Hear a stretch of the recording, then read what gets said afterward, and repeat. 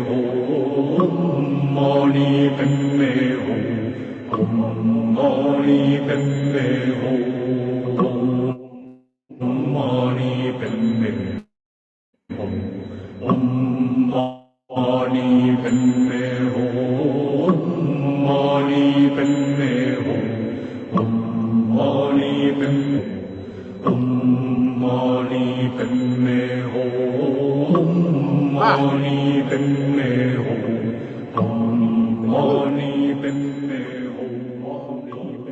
Mani padme hum. Okay, Mani padme bring it to a crawl. hum. Mani padme Woo.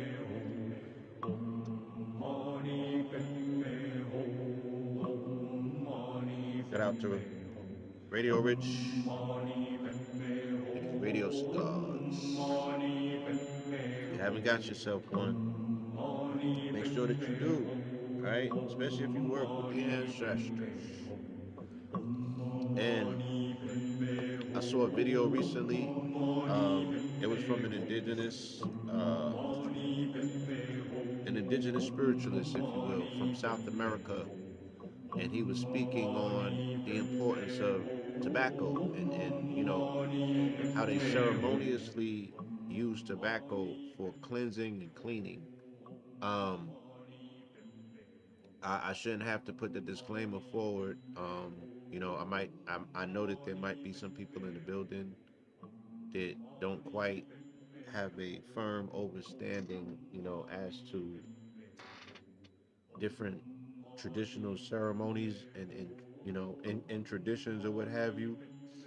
And even Christians, they kind of like demonize the burning of incense.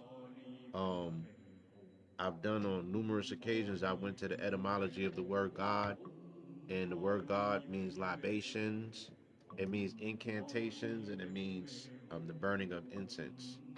So this is, for lack of a better term, this is a time honored tradition that has been going on for forever and a day. And just like burning sage has been demonized, but the crazy part is that sage is antimicrobial and antibacterial. So sage is actually what you utilize against demons. Demons in the form of negative mitigating forces, and negative mitigating forces can be identified as things that might have to travel on positive ions, right? Like if you got dust in your apartment, if you got dust in your corners, if you got spider webs in your corners, these are conduits for negativity to, make its appearance, to slide through, you know what I'm saying, to show up. The removal of those things always keeps a consistent negative ion environment around you, and energy is always flowing fluently. So utilizing sage is antibacterial and antimicrobial. It eliminates the things that would attract negativity into your environment. You know what I'm saying? So it actually does the reverse of what Christian says that it does, in their attempts to demonize it. You know what I'm saying? They just don't understand. Um, Incense has the same attributes, if you will. And incense also is aromatic, right? And nowadays they be like, if you wanna, the pathway to a man's heart is through his stomach or what have you. It was a point in time when they understood that divine communications was strongly precipitated on spiritual beings, or I'm gonna mess it up. Yeah, I'm gonna mess the name up. I ain't gonna do that. Yeah, pine is amazing if you burn it. The indigenous people of this particular landmass, they burn a lot of cedar, right? If you burn cedar, it smells amazing. You know what I mean? So these smells, they said, these succulent smells, they said that they were pleasing to the nose of God. Of course, they're speaking in anthropomorphized allegory just to make a point. But the indigenous people, they would use sweet smelling things to gain the attention of Creator. You know, when I was doing sweat lodge ceremonies with the indigenous tribes up in Mount Shasta, and we were doing peyote ceremonies, what have you, we would have to burn cedar, we would burn tobacco, we would burn specific uh, herbs and scents or what have you, In addition, and we would burn them. We would roll up the corn husk. We would burn the corn husk. These are the things that were said to be pleasing aromas to the nose of the Creator.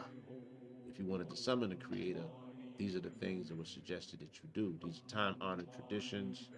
And again, I'm not here to convert you or convince you. I'm just sharing the narrative. Welcome to Lionsgate Mineral Ministries presents Sunday service. I'm your host, Minister Moreland. Sometimes I moonlight as Pope Pablo. Today is one of those Minister Moreland days, right? I want to talk about the word. Um, and, we're at a seasonal shift. This is an interesting time. This is one of those episodes that I get to enjoy a lot because I have a strong belief that the book of the sun, the Helios Biblos, is a book that strongly leans on astrology. You know what I'm saying?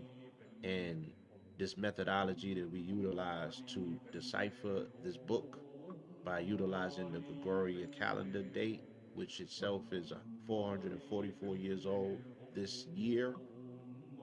We use a chapter and a verse, and we go into the Gregorian calendar, and we see if there's any overlaying or overlapping similarities, messages, or anything else that we can unpack.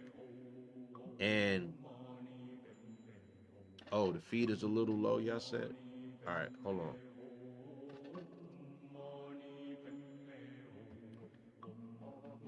Let me turn off mantras, and then y'all please let me know on your side if the volume has changed at all. If anything has changed, please let me know. Um, yes. The most important part, if you want to maintain a negative ion environment, you should remove the 90-degree angles from the corners of your apartments or your house or your space. And there was a brother in the community named Lester Levin, and also Hank Rising's son as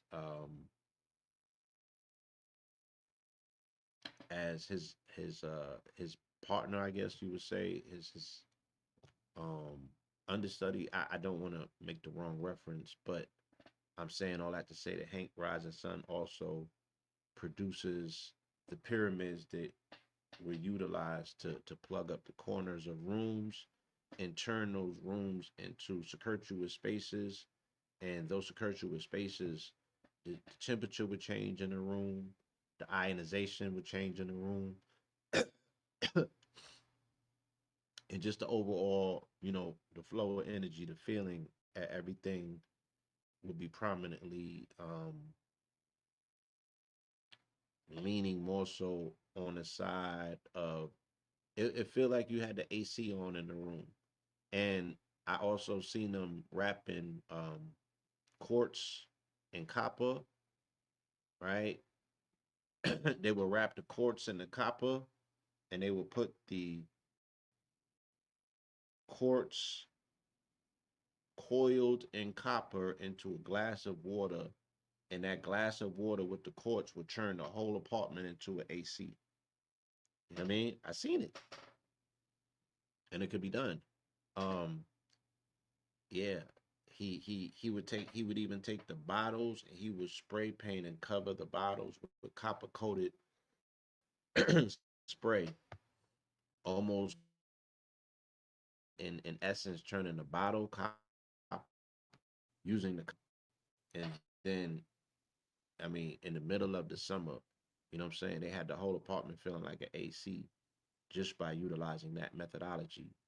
But yes, taking the corners out altogether, taking the 90 degrees corners out, it creates a circuitous environment. Yes. So, yes, Carlos Mercado, if you DM me, if you inbox me, I can give you some direct references, and then you can make your own discernment.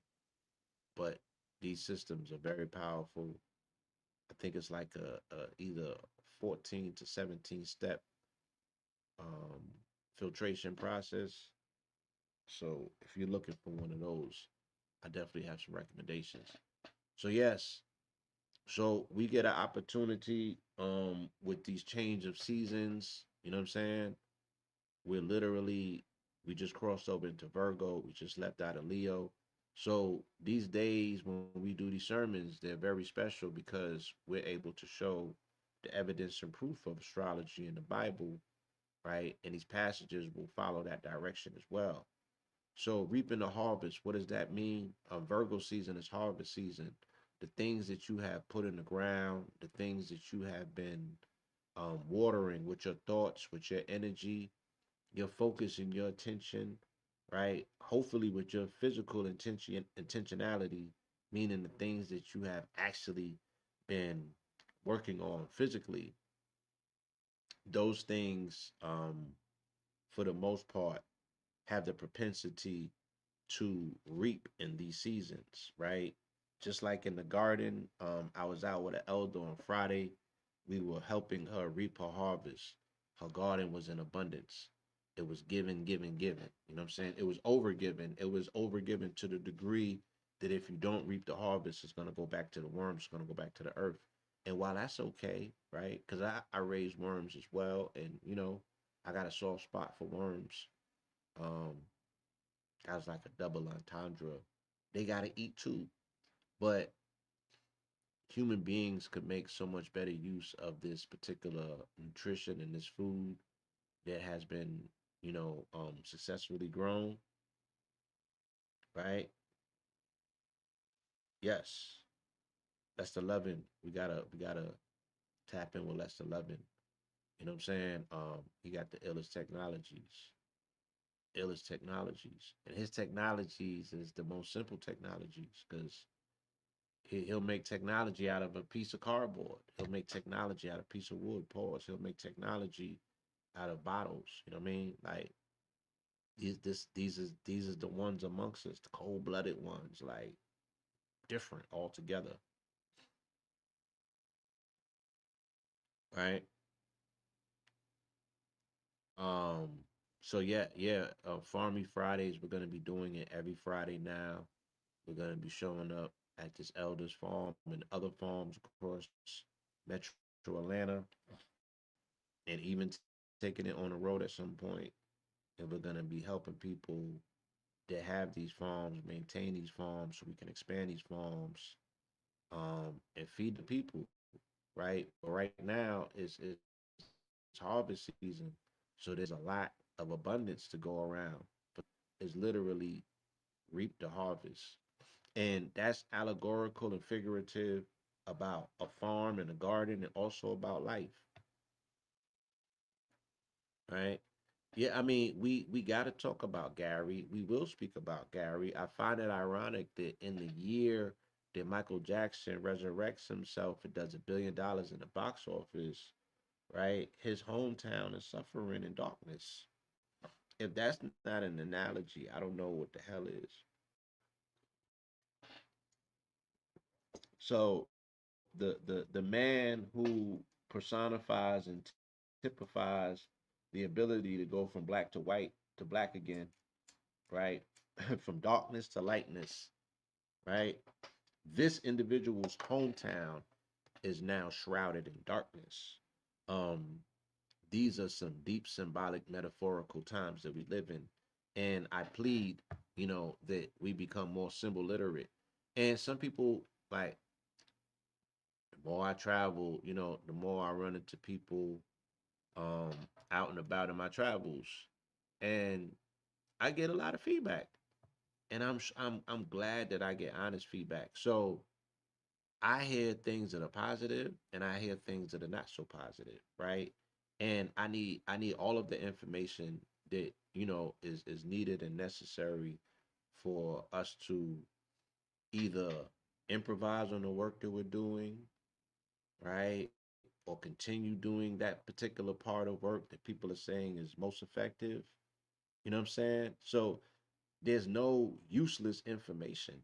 And I don't always buy into the concept that everybody's trolling. You know what I'm saying? Like just because they don't agree with you, sometimes you need to hear some shit because you can't see everything. You can't see every angle, and you have to weigh perspectives. Now you can't allow somebody else's voice to be the primary voice in your head, right? But weigh it out. See if there's any truth to it. You know what I'm saying? Don't run from it. See if there's any truth to it, right? Go into it. Embrace the uncomfortable. Sit with it. Stew in it. And see if there's some truth to it. If it's not, then you keep it moving and you like, damn, I'm gonna compost that. That might have been borderline hate, but it might have been a jewel in disguise that you can utilize to you know, tweak your shit. You feel me? And you come back even that much more better, even that much more stronger, right? It's not just good enough to be a fire breathing dragon. You got to learn how to eat smoke too, you know?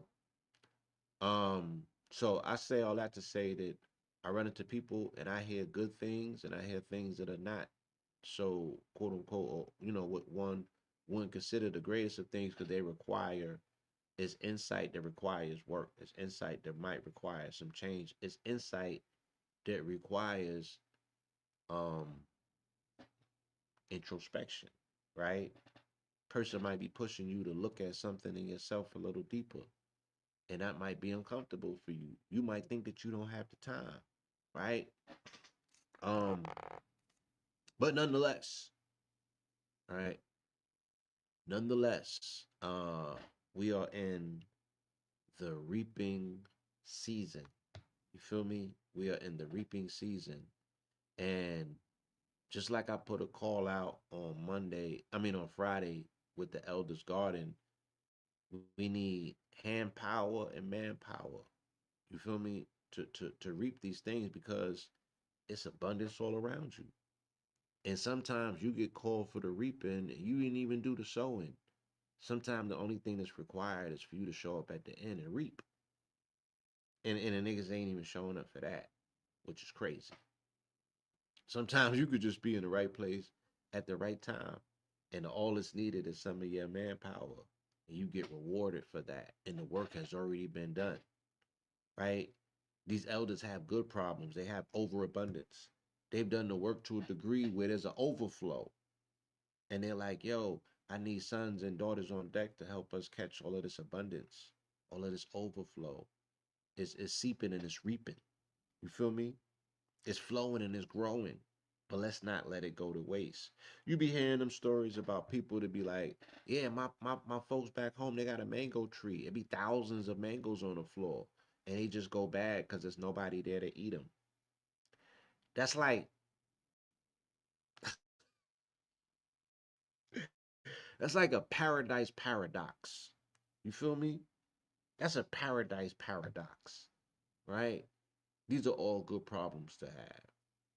So when we speak about Gary, Indiana, and the blessings and the benefactions that have come with the re-release of Michael's movie, and I clearly said that any symbolism dealing with the return of Michael is a religious connotation attached to it because these Christian nationalists, which I might say is batshit crazy, but I'll be damned if they don't have their hands on the controls of some of the levers in society.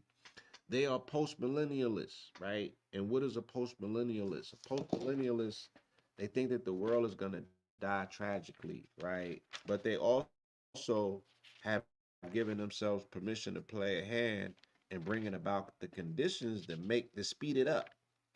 You feel me? Because the quicker that the world falls into a level of turmoil, right? Then they say the quicker that Jesus is coming. So these post millennialists or these Christian nationalists, they have been pressing the line for quite some time. You feel me? And they want to turn the country into a theocracy. So everything here has religious undertones, right?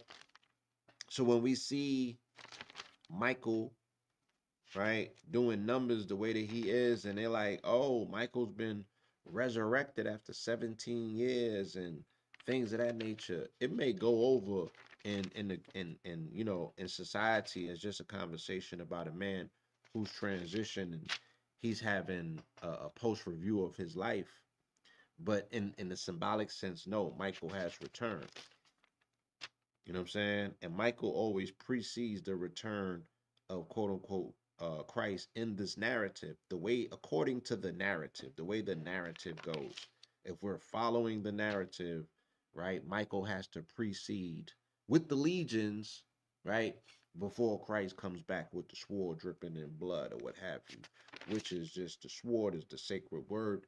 They're using anagrams, analogies,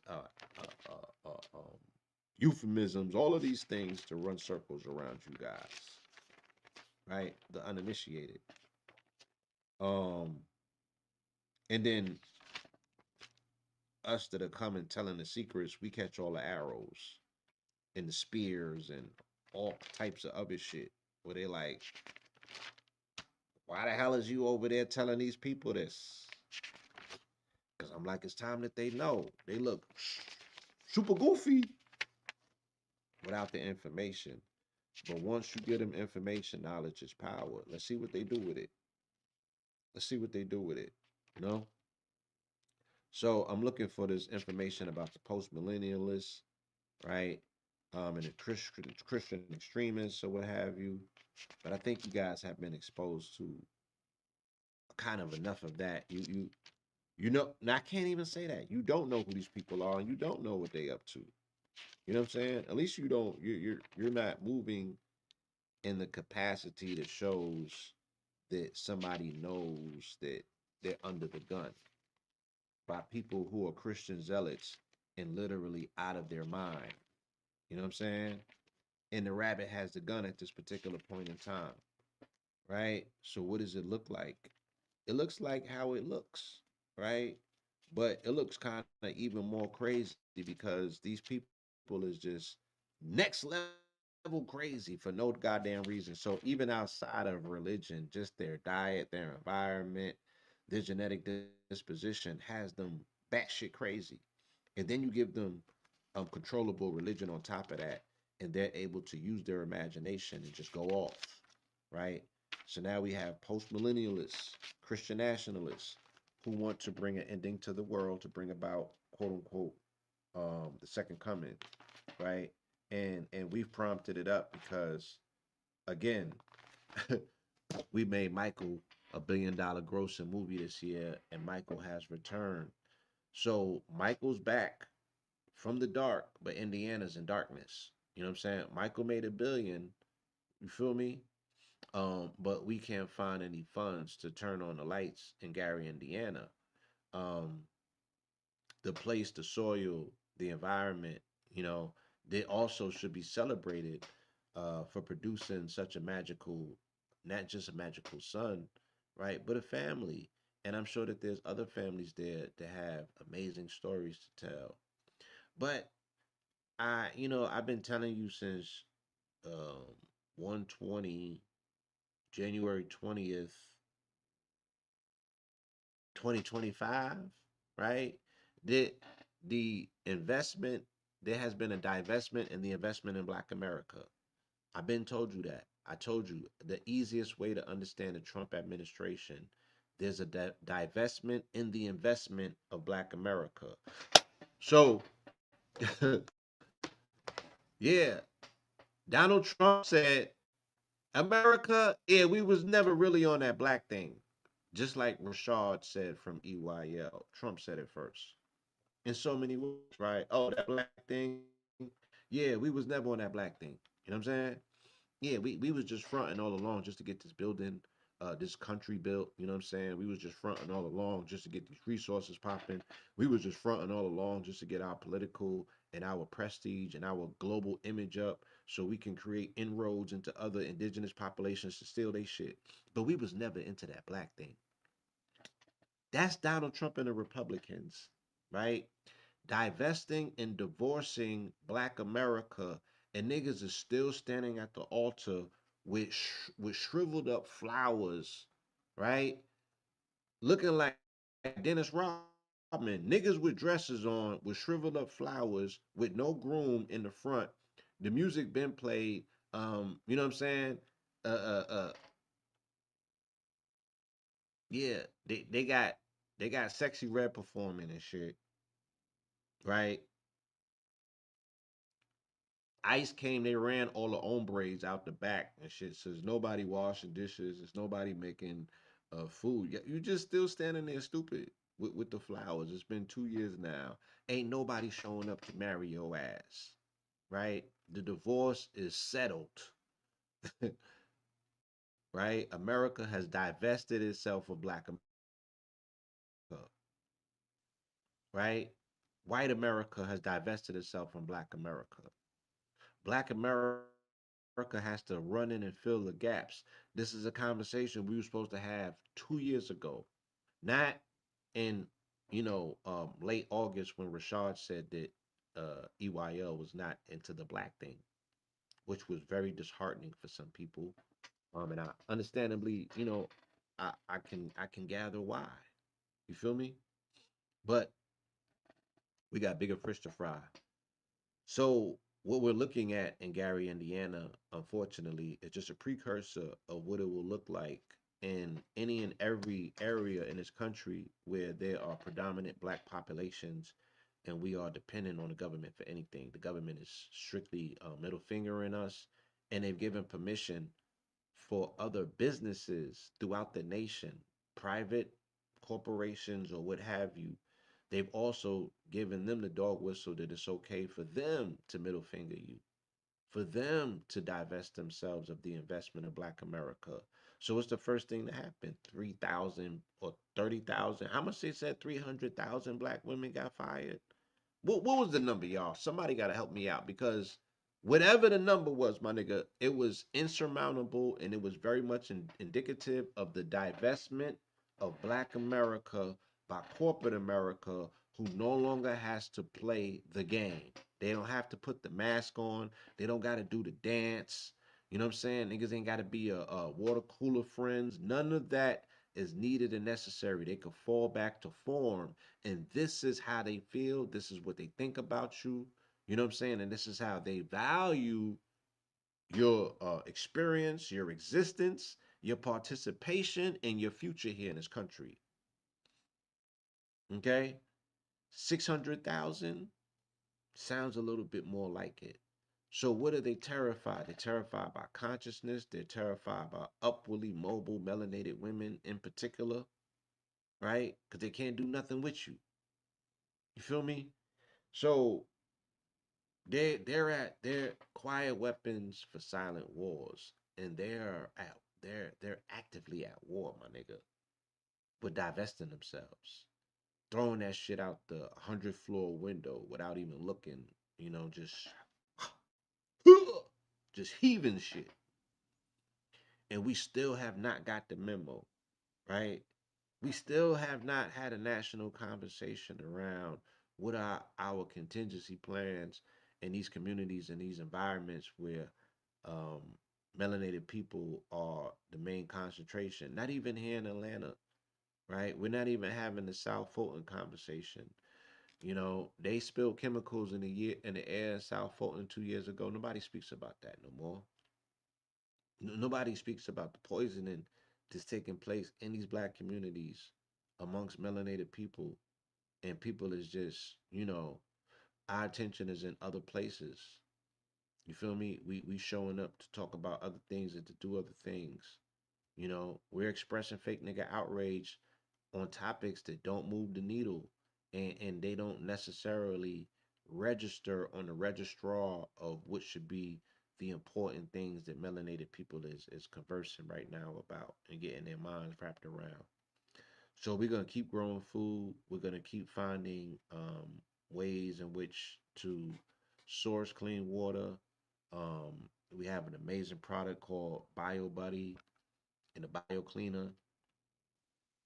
Um, Create a liquid fertilizer, non-chemical, right? So all of the systems can be intact, right? We're gonna continuously find spaces and places for these bees to thrive. These are the things that need to be done. These are the base layer things that, need our attention and focus since we've been focused on so many other things for so long. The rubber has hit the road, my nigga. You can front. You can be in denial, right? You can be distracted. You can play the escapism game, right? There's a whole motherfucking. I mean, you got all kind of stuff to go through before you get there. So I know you're gonna wear it out, or you can roll your sleeves up and look at this thing for what it is, and be like, yo, this is gonna require some work. This is gonna require some planning, strategizing, and executing. And that means less time on social media, right? That means less time telegraphing what your moves are and telling them folks what you did, how you did it, who you did it with, where you did it at. It ain't time for that, my nigga. Are you growing food? Are you sustaining land to grow food, right? Or are you mastering your indoor techniques? Because you're gonna need food, right? We seen it. Look, can you secure? Because we come from environments that are rife in food insecurities, right? So the food is not being secured, and we're very insecure about the fact that we don't have real food in our communities. So food insecurity comes about when you don't fortify your system with real food. So how can you be secure in yourself if you're not reinforcing it by eating things that reaffirm to you that you're part of the environment? No, you're eating plastic, right? You're eating garbage, so that is what you're reinforcing. That's what you're magnetizing to yourself. That's what your environment looks like. That's what your inner body looks like. That's what your conversations look like. That's what your relationships look like. That's what your families look like. That's what little niggas' homework look like. You know what I'm saying? Because it's a direct correlation to the things that we are taking intake body, participating in our own demise. This is all participatory. Nobody hand and you. So that speaks to compliance. That speaks to the fact that you are approving it. That's telling your body you with the shits. Okay. And then when we now we can't shit, and we backed up and we constipated and we full of shit and we full of shit as a community. And this is not me. I don't have any gripes with the community. I love the community. I want to see us all do what needs to be done to sustain the community, right? But I'm also not gonna be blind to what it is that I see.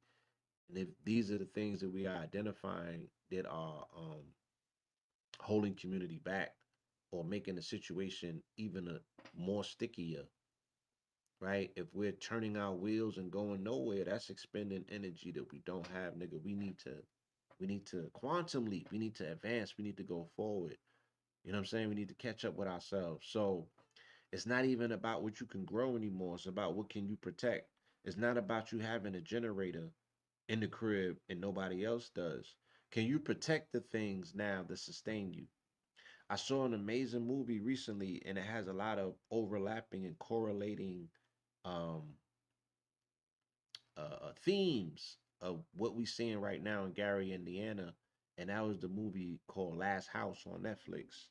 And interestingly, in that movie, I saw the way that they strategically were utilizing their space, right? The way that they were strategically utilizing their resources when they was running low, right? And the things that they needed to do in order to survive as a family, as a unit, as a team. Not as somebody that's selfish, not just looking out for self, but it's like, do you have the capacity to hold it down for everybody in the house, everybody under the roof? You know what I'm saying? Even those that can't provide for themselves in the moment. Do you have that compassion in you? Do you have that empathy? Right? Elon Musk said that's what's making us weak. You dig what I'm saying? So when I'm looking at Gary and I'm like, damn, look at the situation that they find themselves in, right? That you did for self, you got a generator, you heeded the calling, before tragedy struck. Now you gotta have an arsenal to defend the generator because the people who didn't prepare, they running down on the crib, right? They running down on the crib to steal the generator. They running down on the crib to find the food. They running down on the crib, you know what I'm saying? To run down on Shorty. They outside doing the most. They saying this is post Katrina 2.0. Um, yeah, we are we doing our homework? Last year was the 20th anniversary of Katrina. We're not having the right conversations. We more concerned with what the Africans are doing to the Essence Festival than we are having a symposium and a conversation on the 20-year anniversary in New Orleans about contingency plans, about never again, about where do we go from here. You know what I'm saying? These opportunities that are presenting themselves to us, we are missing these opportunities. We're missing our layups, like Patrick Ewing in the finals. It can't even be explained. You know what I mean? But then yet we pop our shit, we pop our collar, we talk about the black spending dollar. We love talking shit. We love dangling bloody receipts in front of wolves, thinking that we not the ops. You only a fucking customer, my nigga. There's no glory in that. Stop positioning and presenting yourself packaged as a prostitute and thinking somebody gonna put respect on that shit. You're a hoe with a with a hole in their pocket. That's not where respect comes from. And the people who have been reaping off of you forever are now they're no longer, they don't got a front like they like you. You know what I'm saying? They just take from you and now they're treating you how they've always felt about you because no one outside of yourself has to front anymore. They have given them all permission to be authentic in their authentic self. And unfortunately, they're giving you their authenticity. You have been living with a false image of who and what they have, who and what they are, what they've been, and how they felt since the 60s and the 70s. They've been coddling your ass in this country so you can get your act together. But they don't really fuck with you. Okay? They don't really fuck with you. Do you fuck with yourself? Is what you need to ask yourself. Are you on the black thing? Is what you need to ask yourself. Or the Moorish thing, or the Coptic thing, or the melanated thing, or the carbonated thing, or the whatever, nigga. Right? Are you on that for sustainability reasons, for self love reasons? Right? Are you on it? Are you being forced to be on it? Right? Because you gotta watch them niggas. No longer go into them rooms that they no longer invited to. Right? Because them people don't need them no more. America has divested in its investment of Black America. The sooner that the rest of Black America understands that, all the thought leaders, the quicker we can reassemble ourselves, right, and do what needs to be done. Because there's nothing left to do. So let me do this. Let me get into today's sermon because I feel like I'm preaching right now. And that's not what I do. I'm not a preacher, right? I'm a minister. I administer the word. I don't necessarily preach it. So, and what does that mean? Meaning that by administering, I don't tell you what to think. I don't tell you how to think. You know what I'm saying? I don't tell you, I make recommendations, right? I give you insight into my methodology of thinking, but it's not to convert you into my thought process. I'm just doing the best as I can to explain why I think the way that I do, why I'm saying the things that I'm saying, why I act the way that I act, right? Because everything cannot be expressed in a 140 caption on somebody's post. So we have opportunity here to do long form content. This content of mine gets the less traction, and I'm the most transparent. I tell you exactly what I think. I tell you exactly how I feel, and I tell you how I have arrived at the conclusion, rather than just freestyling. So I feel like I'm preaching, so we got to get back into ministering. I want to minister the word. I want to share with you, right? What's on the paper, what's on the page, make my connections and correlations, and leave it in your hands and leave it in your lap and allow you to make your own decisions. I'm not your leader. I'm not, the Pope in the sense that you have to obey anything or none of those things. You know what I'm saying? I'm just here utilizing this platform and activating a common sense of common sense. Yes, just to so we can have a broader conversation and a firmer understanding of the possibilities that you know that there might be some scriptural evidence that we can utilize some of these things, or some of these things are having a active engagement in the background of our real lives in real time, because it's still a book of spells, my nigga, right? And these spells been active. So let's start off non-denominational, mostly conversational, sometimes confrontational. We go into the Gregorian calendar day, of which today is 8/23. So chapter 8, verse 23. If we can't find the 23, we break it down into five. Sometimes we'll flip it. You know what I'm saying? Or in case in point, like we're in Genesis. Genesis ends in 8/22. So we'll run up to 22. You know what I'm saying? And see what we get. You feel me? But it's an honest inquest to see if there's any validity to this dead letter religion, if we could breathe some life into it in real time, or if we could make some of this magic our own and make it work for us, since allegedly you are the people of the book. So let's get into Genesis 8:22. And this is Noah builds an altar, not an ark, but an altar. Okay. And this is coinciding with what I just said earlier. When the Lord smelled the pleasing aroma, right? So, how do you conjure God? How do you get the attention of your deity, right? It is said that you would utilize things such as incense because of the sweet aroma. It is said that you would utilize such things such as burning herbs, sage, cedar wood, things of that nature. The sweet smelling aromatic things are the things that gained the attention of deity according to the scripture narrative, right? Take it up with the writers, my nigga. When the Lord smelled the pleasing aroma, he said in his heart, never again will I curse the ground because of man. Right? So now God is having doubts. Now God is, he's having a moment. This nigga is introspective. Like, damn, man, that shit that I did to Earth after motherfucking Adam, or after Cain and shit, when I cursed the land because this nigga gave me an apple and I was really into curry goats. I was really fucking with Abel's offering, right? So he cursed the land. He has a very ambivalent attitude towards people who harvest and farm and reap the land. He did it to Adam first, and then he did it to Cain.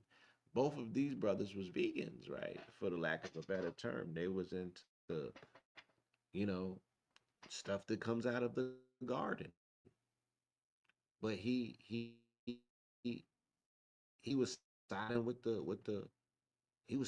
goat herd. He wanted him some curry goat, right? So he was fucking with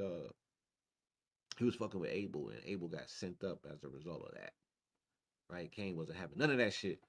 So,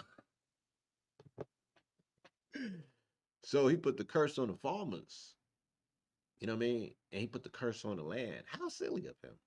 Let's get back to this though. When the Lord smelled the pleasing aroma, he said in his heart, never again will I curse the ground because of man, even though every inclination of his heart is evil from his youth. And never again will I destroy all living creatures as I have done. Too late. As long as the earth endures seed time and harvest, cold and heat, summer and winter, day and night shall never cease. Now, I think that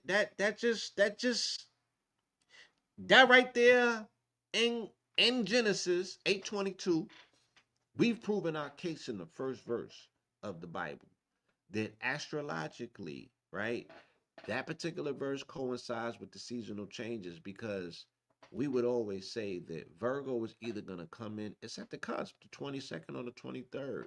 And Genesis only runs up to 22, 8:22. So right on the 22nd verse, right? As long as the earth endures, seed time and harvest, cold and heat, summer and winter, day and night shall never cease. So, right at the what they call the critical degree, right? In astrology, that would be the 29th degree. But let's say that this is the critical degree in Genesis because it's the last verse in the chapter. And it's speaking about seasonal change. It's speaking about the things that's needed and necessary for you to understand that change is constant. You know what I'm saying? And God is having a retrospective moment after having just destroyed the world the second or third time, right? The third time, right? Not the entire world, but this is he did Sodom and Gomorrah. He cursed the land because of Adam and Cain, right? Then he washed the shit up with the waters, and then Noah came in. And I'm probably missing something, but he ain't get it right until Noah, and then he didn't get it right later on until David. So he has this consistent track record of not getting it right and then living with regrets. That how's God living with regrets if he's omnipotent, omnipresent, and omniscient, and everything that he does is already pre-planned and preordained? No, he sounds like he's trying to figure this shit off on the fly, right? Sounds like Albatross. God damn it! Like you can't see what you doing. You doing this blind, my nigga? You freestyling? It's freestyling.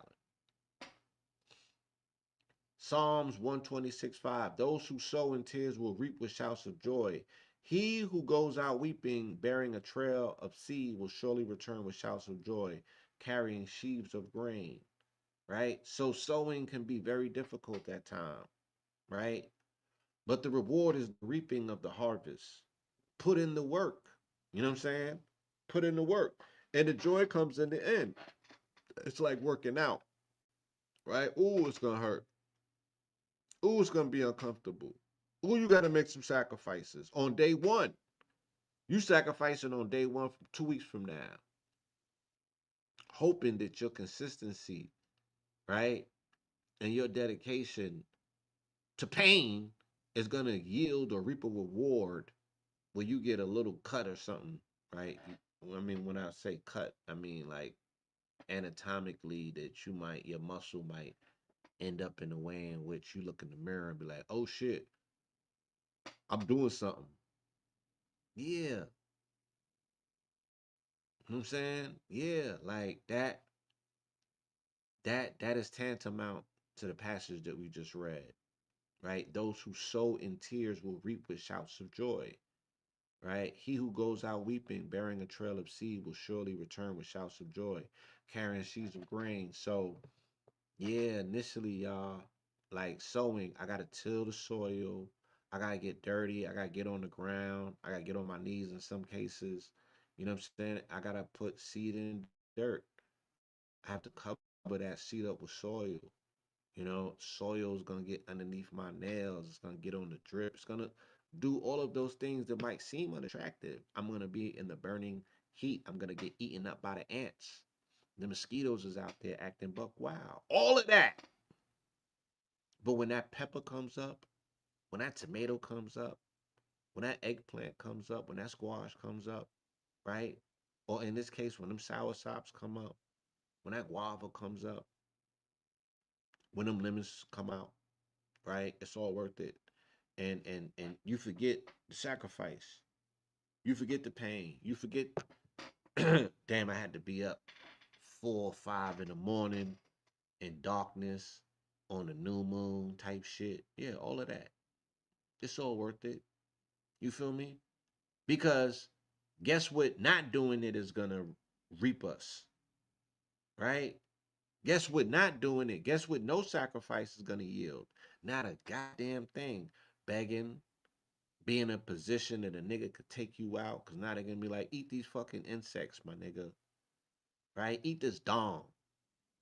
Eat shit. Yeah, chitlins is that yeah that y'all saying that shit was underneath y'all. Yeah, eat some pig shit. Right?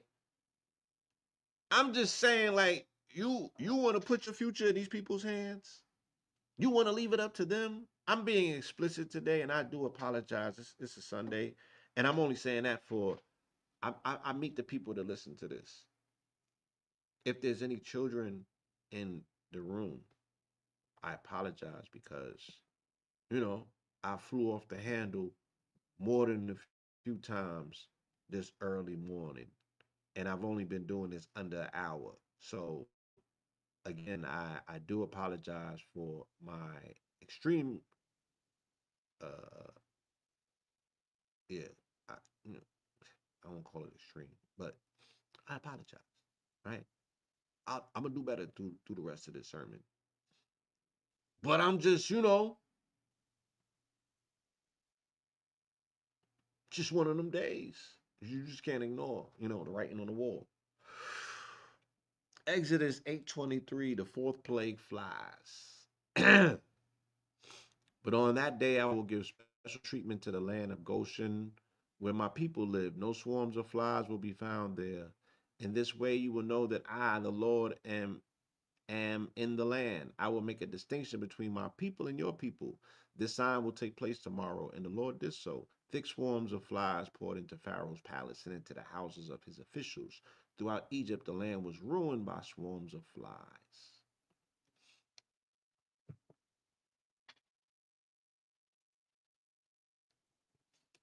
Exodus 11:7. But amongst the Israelites, not even a dog will snarl at man or beast. Then you will know that the Lord makes a distinction between Egypt and Israel.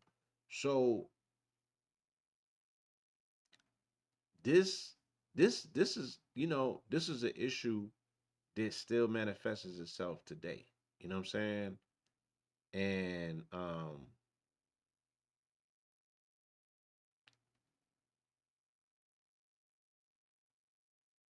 there's this inherent distrust, dislike, and disdain for all things Egyptian or Kemetic. And again, these are the things that were happening in early in community in Harlem when I noticed that people was just hating just for the sense of hating because they was indoctrinated with hatred, whether they were coming from the church as Catholics or Christians, whether they were coming from the Israelite community as Hebrew Israelites, whether they were coming from and then there was all of this infighting and internal gang banging. Like I got beef with Kemetic priests because of misinterpretations, right? Oh, them brothers said this and it was the wrong way to interpret it, or they believe in Heka, which is magic, right? Shit like that. Stupid shit. That has not even been confirmed. People just fly off the handle. So the hatred for all things Kemetic has been indoctrinated in religion. And I didn't know that it was that crazy until I started reading this stuff myself. And I was like, oh, so that's why they act the way that they do. They can't even help themselves. You know what I'm saying? They can't even help themselves. It's just an inherent, grown hatred for all things Kemetic. That's an indictment on God. God was just a hater. You know what I'm saying? Because they had a superior system to him. They had their pantheon of deities. They had a deep intrinsic understanding of how divinity worked in layers. And Catholicism came and bit that shit later on and put all of those panels up with the saints and this and all of this idol worship, all of these intermediaries between you and the Most High. Fuck all them people. Why should they even matter? Right? 99 faces of Allah. There's just so many things that, you know, they hate on one thing, they tear it down, and then they take from it and they turn around and reformat, repackage, and represent their own thing in that version and have the nerve to be hating. So there's not too much that can be done for people who have been born into an indoctrination and an orientation where they just hate a whole group of people who are no longer even around. Dig what I'm saying? Like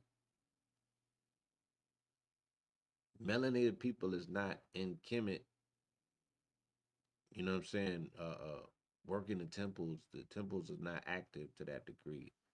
Same way that you're not gonna see, melanated Israelites or anything else in these power centers running anything, controlling anything. You know what I'm saying? Everybody seems to be playing a subordinate role in their own stories. Feel me? Leviticus 8:23, the ram of ordination. After that, Moses presented the other ram, the ram of ordination, and Aaron and his sons laid their hands on his head. Right? So this is all Aries energy in the month of, or in the season of Virgo. Moses slaughtered the ram and took some of his blood and put it on Aaron's right earlobe, on the thumb of his right hand, and on the big toe of his right foot. Moses also presented Aaron's sons and put some of the blood on their right earlobes, on the thumbs of their right hands, and on the big toes of their right feet. Then he sprinkled the blood on all sides of the altar. So, I mean, this is very ceremonious. This is very ritualistic. They know exactly what it is that they're doing. They're conjuring, they're participating in ceremony and ritual and what have you. And to each his own. I'm just saying, they have a lot of nerve to knock other African traditional spiritual systems. And this is all this is. It better be that, my nigga, because you can't pass this off as religion. You feel me? This is juju, my nigga. Like, what are we talking about? And I'm not here to knock it. I'm just saying the nerve of the niggas who have the tendency to want to knock other people's stuff. Exodus 24:6. Moses took half of the blood and put it in bowls, and the other half he splattered on the altar. Then he took the book of the covenant and read it to the people, who replied, "All that the Lord has spoken, we will do, and we will be obedient." So Moses took the blood, splattered it on the people, and said, "This is the blood of the covenant that the Lord has made with you in accordance with all of these words." Right? So the covenants are consecrated in blood, right? Shout out to my brother Nathan, who we know as Nate. I'm editing a book for him. And he has an amazing passage where he makes clear correlations to Eshu and Jesus, right? And he explains that Jesus is the first global Ebo, which is a offering or a sacrifice where what traditional systems or spiritual or religious systems went from animal sacrifice to human sacrifice. So Jesus is the biggest human sacrifice. He's an Ebo, right? That's why he's bloody on the cross. You feel me? Um, and you got to know a little something about how these ceremonious sacrifices actually work. And if he was and is an Ebo, who was he being offered up to? Okay. So yeah, again, this is the blood of the covenant that the Lord has made with you in accordance with these words. So when you change your covenant, right? Because Jesus came and he changed it with a new covenant. When you establish a new covenant, the old covenants become dissolved. They fall to the wayside and they're no longer you know, effective. So what did Jesus change for the Israelites when he came? That you niggas is not the main act no more, right? Circumcision is no longer needed and necessary as part of the covenant, right? And then he changed the dietary aspect of the Mosaic law. Okay, because if you are going to be Christ-like or Christian-like, then you know you are what you eat. The first place or the first way that you duplicate someone who you're looking to emulate or mirror, you eat how they ate because you are what you eat.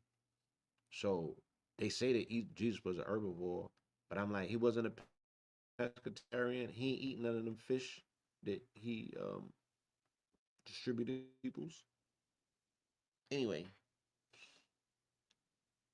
these are some of the things that change with these new covenants. And I ask, right?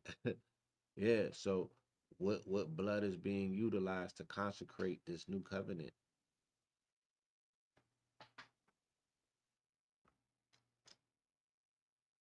Yeah, nigga, I've been in ceremonies where I've been in those ceremonies. You gotta prick a right finger and a right toe for specific reasons, my nigga. This is ceremonious ritual work, my nigga. This is blood ritual work. You feel me? The only thing we're reading is traditional spiritual systems disguised as religions. These niggas done jacked somebody's shit and ran with it and have the nerve. Ran it. Do you? But then you got the nerve to point fingers and demonize somebody else's way of life. And that is the hypocrisy. Retirement for Levites, the priesthood, Numbers 8:23. And the Lord said to Moses, this applies to the Levites, men 25 years or of age or older shall enter to perform the service and the work of the tent of meeting. So, you know, just laying out,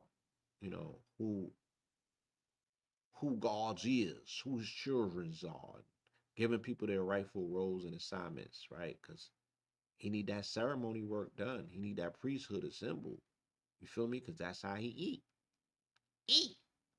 Deuteronomy. Let's go to 23:8. Since there's no 8:23, let's go to 23:8. See what they got. Let's invert it, flip it over, see what it do. Exclusion from the congregation. Do not despise an Edomite, for he is your brother. Right? Do not despise an Egyptian because you lived as a foreigner in his land. Right? Let's see what we get. The third generation of children born to them may enter the assembly of the Lord. Hold on. Because they don't tell you this part. They don't tell you this part where there's been a redemption that took place. They don't tell you this part, right? Where the curse has been removed. They don't tell you the part where peace is possible. They don't tell you that part. They just want to bang. They just want to wear shit out. How you gonna carry a 3,000 year beef into the motherfucking present, my nigga? And none of these people is the same people no more. But because of this book, because of this text, you want to carry this energy and this attitude like there's existential beefs that's taking place. Like niggas got generational beefs. In your own book says because they done bit off more than they can chew. And half of you niggas DNA is commission, right? They like, look, man, all that cornball shit that you doing right now online, yeah, you don't even got no backboard to support it, right? Do not despise an Edomite, for he is your brother. So you could forgive the Romans, right? And you could refer to them as your bros and shit like that. And we can see how that works because we see where the head of the church is to this day. And yeah, niggas be meeting black Catholics, so we know it's possible. Do not despise the Edomite, for he is your brother. Do not despise an Egyptian because you lived as a foreigner in his land, right? You wouldn't have been you if these people did not open their home and allow you to nurse off their. You know what I'm saying? They took you bum niggas in, and I hold on. That was wrong. That was wrong. That was the heat of the moment. And this is just not.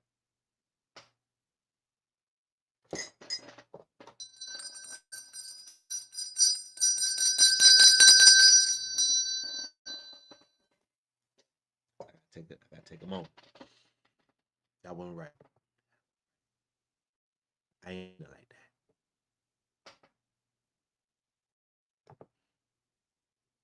I ain't mean it like that. Nehemiah 13:13. At that time, the book of Moses was read aloud in the hearing of the people, and in it they found the passage stating that no Ammonite or Moabite should ever enter the assembly of God, should ever enter the assembly of God, because they had not met the Israelites with food and water, but had hired Balaam to call down a curse against them, although our God had turned the curse into a blessing. As soon as the people heard this law, they excluded from Israel all of foreign descent.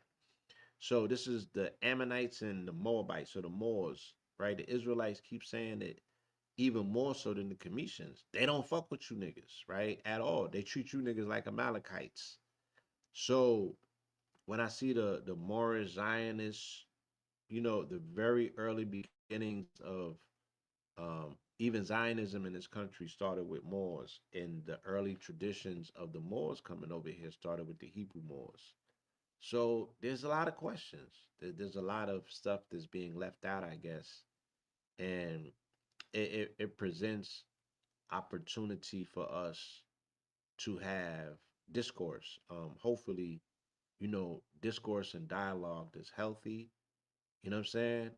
Because how can the Moors have a Circle Seven and an Aquarian Gospel and speak the way that they do about Jesus if they have been excluded from the circle of the congregation? And there's not a lot of people excluded.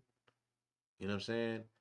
Is this lifted when they change the covenants altogether? Right? So is it possible the Christians rock with the Moors? Because the Christians and Moors had a diabolical time together. All of these places. So if the Moors and the Jews can turn around and become Moriscos and Morenos and all of these other things after the expulsion, right? When did this passage no longer become canon law? I'm gonna need some answers. Joshua 8:23, the conquest of Ai. Meanwhile, those in the ambush came out of the city against them, and the men of Ai were trapped between the Israelite forces on both sides. So Israel struck them down until no survivor or fugitive remained. But they took the king of Ai alive and brought him to Joshua. When Israel had finished killing all of the men of Ai who had pursued them into the field and wilderness, and when every last one of them had fallen by the sword, all of the Israelites returned to Ai and put it to the sword as well. All right, so let's do this real cross um, reference. I just spoke about the uh, Amaleks. So 1 Samuel 15:8, he captured Agag, king of Amalek, alive, but devoted all of the others to destruction with the sword. Saul and his troops spared Agag, along with the best of the sheep and cattle, the fat calves and lambs, and the best of everything else. They were unwilling to devote them to destruction, but they devoted to destruction all that was despised and worthless. Okay? Shout out to my brother. Let's go to Judges. And I'm glad my brother pulled up because I have a question, an existential question, and it's not just aimed at one particular group. I want to speak to the overall congregation of Moors. We need to research this passage in the Bible that speaks about existential beef between Israelites and Moabites. And they said that the Moabites were excluded along with the Ammonites because they did not provide sustenance or water for the Israelites when they were crossing the deserts. And again, they were giving them permission to treat Moabites like Amalekites. And if you know anything about the Amalekites, that's exactly how they're treating Palestinians, quote unquote, the people who are uh, coming under that identification and that particular label right now in Palestine. So, at what point does this overall banning of Moabites into the family of nations that have been quote unquote consecrated to, you know, the children of Israel have put themselves in position to be at the head of that table, and they're saying that Moabites are excluded from the table altogether. So I'm saying, what changes that? Is it the new covenant that was set with Jesus? Because Moors have the Circle Seven, they have the Aquarian Gospel, they speak about all of the prophets, they speak heavily about Jesus. It's impossible for it to work if they're not part of the nation or the family of nations. So I'm just asking all of that to say, how is it first a more Zionist movement here in this country, right? But then there's this intrinsic non-relationship between Moabites and Israelites. You feel me? I'm again want to do my education because I'm finding myself in these spaces and I just need more information. So that's just an open request, and I'm willing to have a conversation with whoever has the information to help me get a better understanding. I'm gonna do a cross reference and then we'll move on. Okay.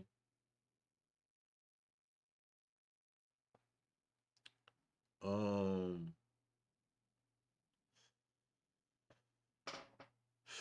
All right. Let's just move. Let's just go see if there's anything in Ruth. I don't think that there's an eighth book in Ruth though. No, Ruth only got four books. I think it's Esther that might. 1 Samuel, 1 Samuel 8. Let's see if there's a 23 in it for us. There's a 22. We'll go up to the 22nd. Okay. 22nd verse. God grants the request. Samuel listened to all of the words of the people and repeated them in the hearing of the Lord. Listen to their voice, the Lord said to Samuel. Appoint a king for them. Then Samuel told the men of Israel, everyone must go back to his city. Let's make a cross correlation and keep it moving. Exodus 3:18. The elders of Israel will listen to what you say, and you must go with them to the king of Egypt and tell him, the Lord, the God of the Hebrews, has met with us. Now please let us take a 3-day journey into the wilderness so that we may sacrifice to the Lord our God. Right? And also, Kemet wasn't allowing them, such as Jerusalem today does not allow them to do animal sacrifices at their sacred temples or what have you.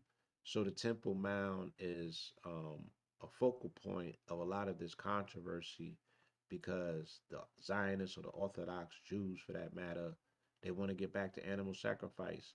Because again, for the people that's still under the old law, their covenant is consecrated in blood, animal blood.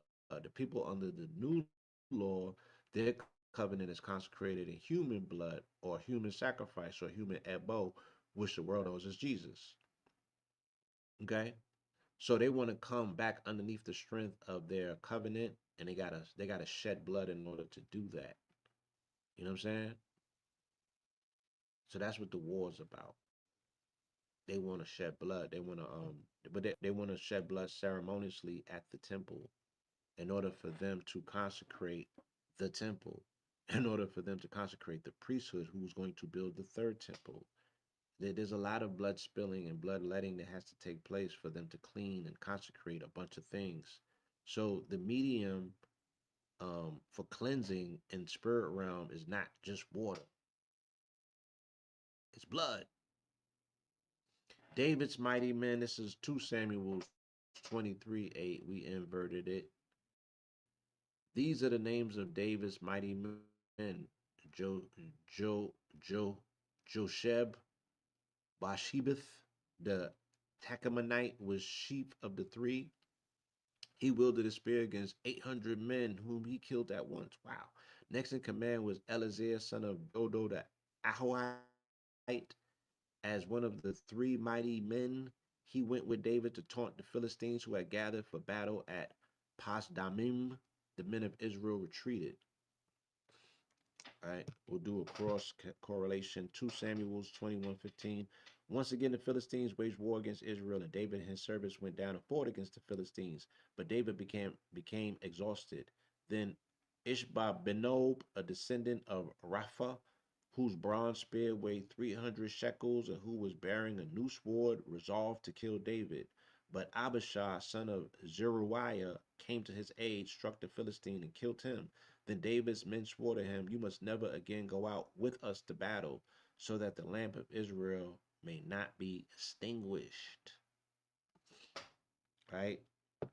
They had to preserve their big homie and not take him on the battlefield because he almost got clipped. 1 Kings 8:23. Solomon's prayer of dedication. Then Solomon stood before the altar of the Lord in front of the whole assembly of Israel, spread out his hands towards heaven, and said, O Lord, God of Israel, there is no God like you in heaven above or on earth below, keeping your covenant of loving devotion with your servants who walk before you with all of their hearts. You have kept your promise to your servant, my father David.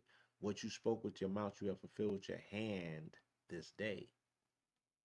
It's about that action, boss.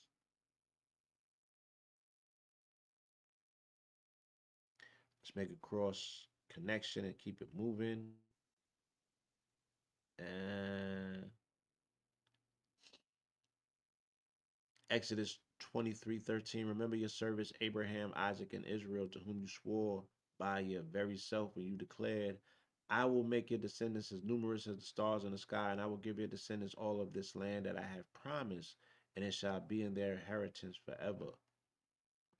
But God also famously seven booked the Airbnb, right? The patch of land, the place that he wanted to give them so they can domicile forever and a day. It was already seven nations on that land by the time his children got there out of somebody else's home that he had them hatch he had them shacked up in somebody else's home, right? He had them in Kemet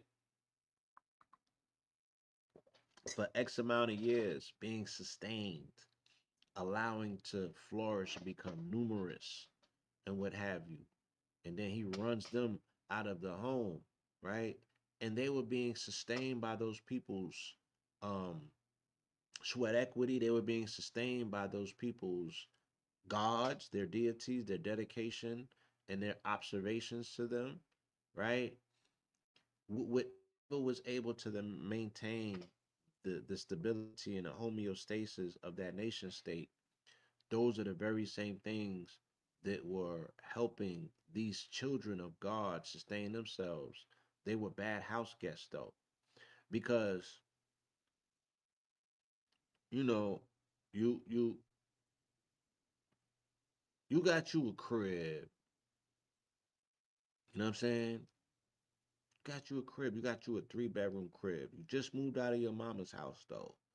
But you got one of them old wartime apartments on Ocean Ave, and you got it for a good ticket. But you got 3 bedrooms, my nigga, and it's only you. And then your family come up, right? But your family is from another country. You know what I'm saying? They ain't really got their papers together. They have the tenacity and the ability to work. So you let them shack up. It's three of them. They initially come in and they all fit in one room. You know what I'm saying? They all fit in one room. And then they start putting the word out. And your crib becomes the pipeline for all of the other families that's coming up from out of, the islands or what have you. Then they get into the States and they start meeting people and they start populating. And the next thing you know, you got 15 people in your crib. But only six of them are contributing, right? Everyone else is a hanger on from a hanger on. They're depleting your resources. You feel me? They're doing the most. They're not respecting your space because they're not putting into it. They don't consider it their own. They consider you, they're transient. They're just passing through. And they're treating it as such. But this is your investment. This is your sweat equity. This is somewhere that you gotta live. This is somewhere that you're looking to own, right? Then you attempt to put some of these people out just to find out that they're getting mail to your crib, right? And they don't want to go nowhere. They don't want to budge. They're taking you to court, telling you that you can't get them out of your crib, right? They got more rights in the courts than you do. What are you left to do? You feel me? What are you left to do? So that's the situation that God put Kemet in. Oh, and then you got pots in the corner and shit because you into African traditional systems and you feeding your pots. And these people is ridiculing you and they eating the candy that you leave out for the ancestors. You know what I'm saying? They doing all kind of foul shit. They talking crazy about you. But their cross and their God did not get them an apartment unless they prayed to pray on you. Right? They go to church. They do all of their amens and shit like that. You feel me? But they still don't have bearings. Their God did not provide them a home. You did, right? And they talk about your systems. They talk about your deities. They talk about your ancestors. They talk crazy about you.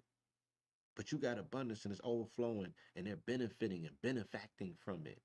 But all they do is take, and they don't see the humanity in you. They don't see the resolve. They don't see the sacrifice. They don't see the come up. They don't see the accomplishments. They're ridiculing you. They're talking behind your back. They're talking down on you, right? And what are you left to do? Oh, you gotta shuck up and you know, you just gotta hold that, right? Cause you the good guy. And they running routes out here on good guys. So that seems like what Pharaoh and Kemet got pushed into by being good neighbors and allowing in the Hebrews, right? Only to be overran by them, only for them to be totally unappreciative of the opportunities or what have you, only for them to be haters of somebody else's pantheon of gods that were actually working for them. You know what I'm saying? To be pushed out into the wilderness, right? And then they what? They start resorting to their old ways. They started resorting to the ways in which is very much integral to who they are, their pagan ways. Let's keep it moving. 2 Kings 8:23. Edom and Libnah revolt. So to this day, Edom had been in rebellion against the hand of Judah. Likewise, Libnah rebelled at the same time. As for the rest of the acts of Jehoram, along with all of his accomplishments, are they not written in the book of the Chronicles of the king of Judah? And Jehoram rested with his fathers and was buried with them in the city of David, and his son Ahaziah reigned in his palace. Oh, in his place, my bad.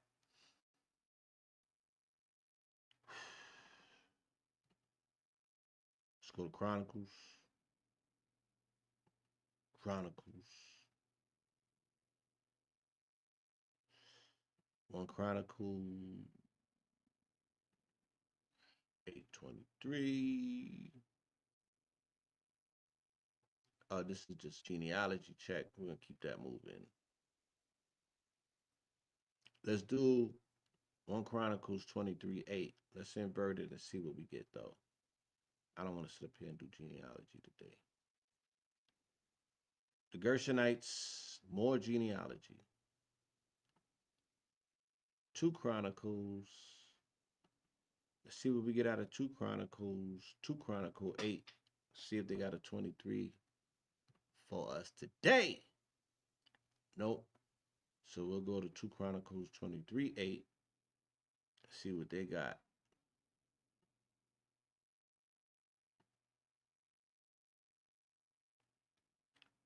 Joash anointed king in Judah. The Levites must surround the king with weapons in hand, and anyone who enters the temple must be put to death.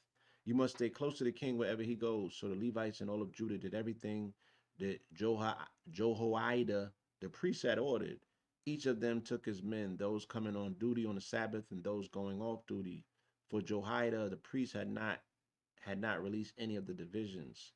Then Jehoiada the priest gave the commanders of hundreds the spears and the large and small shields of King David that were in the house of God. 2 Chronicles 30:12. Moreover, the power of God was on the people in Judah to give them one heart to obey the command of the king and his officials according to the word of the Lord. Right? Let's go to Ezra and Nehemiah. Whew. Ezra. Let's do it. If there's no 23, we're going to reduce it to 5, but there is an Ezra 23. Fasting for protection. 4.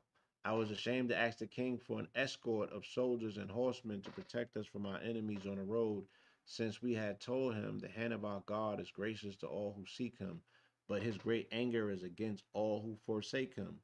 So we fasted and petitioned our God about this, and he granted our requests. Okay.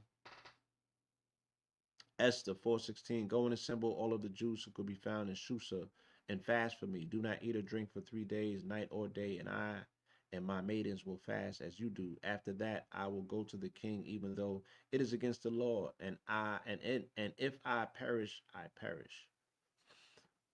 So they speak about the resilience of when you are about to undertake something that's monumental and paradigm shifting, or something that you might have uncertainty with, that you fast, right? The need and necessity and importance of being able to starve the parasites in your body, and you're starving their attention, you're starving their conversation, you're starving their instruction, you're starving their power, you're starving their influence, you're starving all of these things. You know what I'm saying? Um, Fasting for 3 days, right? Do you have it in you? Can you undertake it? I remember first time I fasted 95, 95. It was 95. Hardest 3 days of my life. And it came with challenges. I was incarcerated and I was getting uh, attacked by the sheriff, if you will, who was a Klansman. They said that he was a grand dragon of the Klan, and he had a body count, and they told me that I should be scared. That's what the other uh, individuals in that situation was like, bro, don't play with him, son. You're gonna end up missing. I was like, nah, son, I ain't going for that. You know what I'm saying? I ain't going for that. We ain't gonna approach this with fear. So we walked him down. But I did all of that during fasting, my first time fasting for 3 days, incarcerated at that. And it was, whew, it was one for the record books. But I needed it because I was being prepared for battle. You know, yeah. Nehemiah 8:5. Ezra reads the law. Ezra the scribe stood on a high wooden platform built for this occasion. At his right side stood Mattathiah, Shema, Ananiah, Uriah, Helkiah, and Maashiah. And at his left were Pedaiah, Meshiel, Malkijah, Hashum, Hashbadana, Zechariah, and Meshulam. Ezra opened the book in full view of all of the people, since he was standing above them all, and as he opened it, all of the people stood up. Then Ezra blessed the Lord, the great God, and with their hands uplifted, all of the people said, Amen, Amen. Then they bowed down and worshiped the Lord with their faces to the ground. A lot of power for one man to have, right? But he got the law, he got the book of the law. Joshua 8:34. Afterwards, Joshua read aloud all of the words of the law, the blessings and the curses, according to all that is written in the book of the law. There was not a word of all that Moses had commanded that Joshua failed to read before the whole assembly of Israel, including the women, the little ones, and the foreigners who lived amongst them. All right, everybody got it. Esther, see what Esther got for us. Let's go to Esther 8:5. Esther's appeal for the Jews. The king extended the gold scepter towards Esther, and she arose and stood before the king. If it pleases the king, she said, and if I have found favor in his sight, and the matter seems proper to the king, and I am pleasing in his sight, may an order be written and revoke the letters that the scheming Haman, son of Hamadatha the Agagite, wrote to destroy the Jews in all of the king's provinces. For how could I bear to see the disaster that will befall my people? How could I see the destruction of my kindred? So, yeah, Esther took one for the team. How many people are standing up, taking one for the team? You feel me? Job 8:22. Bildad, Job should repent. He will fill your mouth with laughter and your lips with a shout of joy. Your enemies will be clothed in shame, and the tent of the wicked will be no more. Granted. All right. Um, yeah, let's keep it moving. Because we're gonna be in Psalms and Proverbs anyway. Let's go to Psalms 8. Let's go to Psalms 23:8. Oh shit. Okay. Ain't no 23:8. Let's go back to 8. Let's go to 8:5.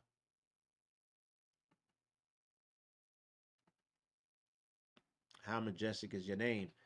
What is man that you are mindful of him, or the Son of Man that that you care for him. You made him a little lower than the angels. You crowned him with glory and honor.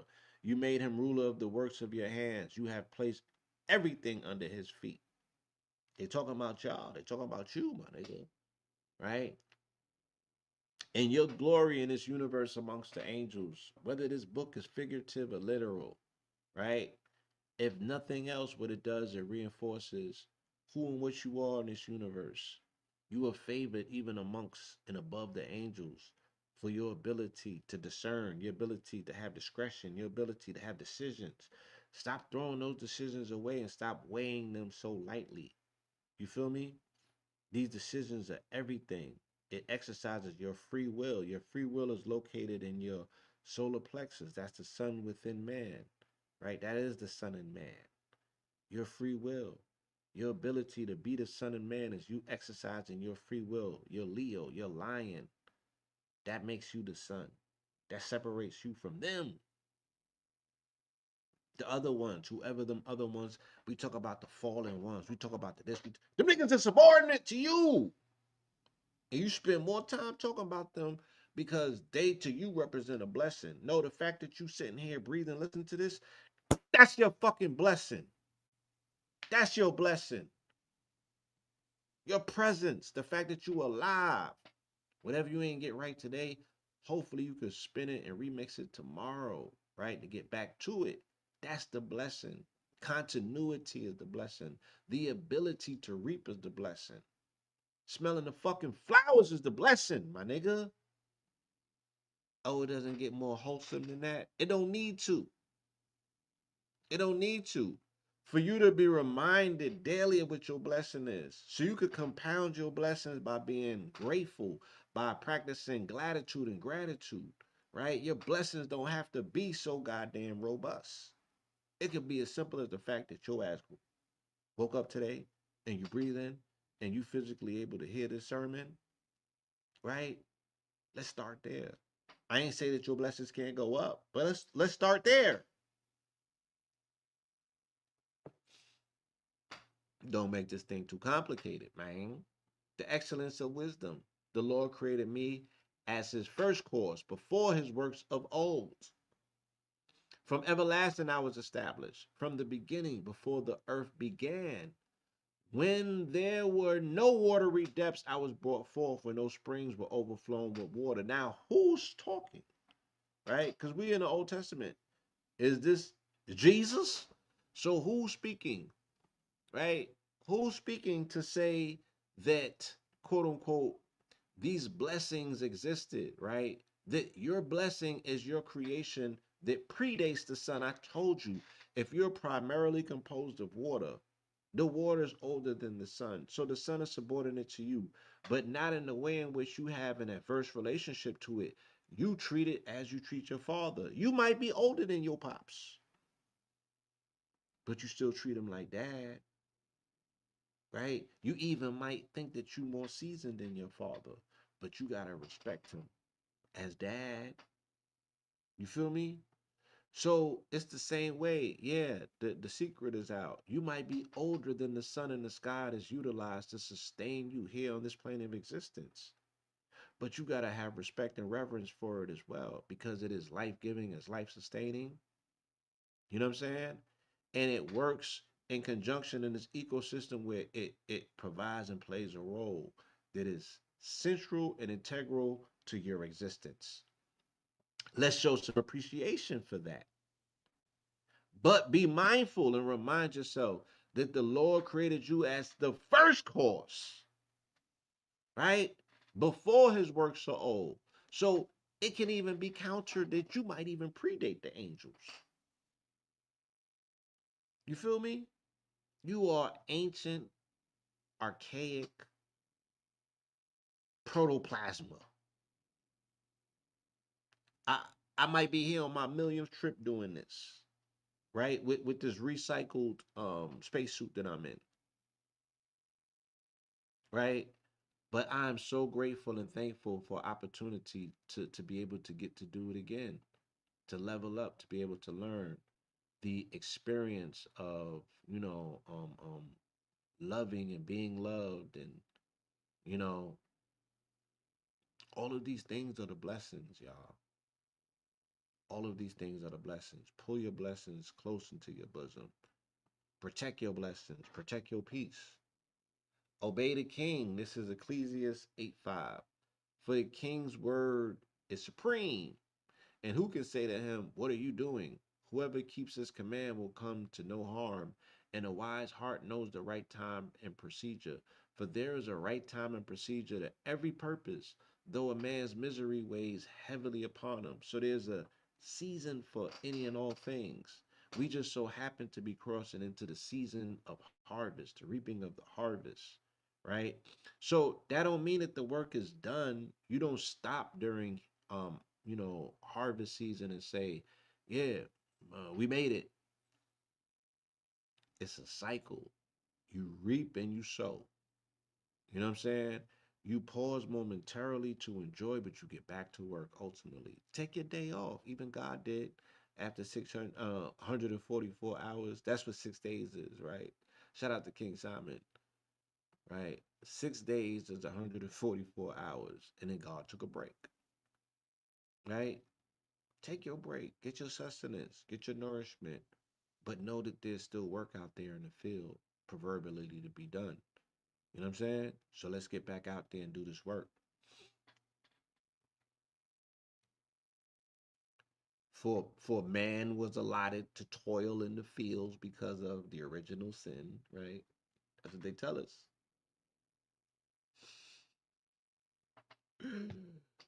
Romans 13:3. For rulers are not a terror to good conduct, but to bad. Do you want to be afraid of the one in authority? Then do what is right, and you will have his approval. For he is God's servant for your good. But if you do wrong, be afraid. For he does not carry the sword in vain. He is God's servant, an agent of retribution to the wrongdoer. Mm. We're going to skip the Song of Solomon. We're going to go to Isaiah. All right.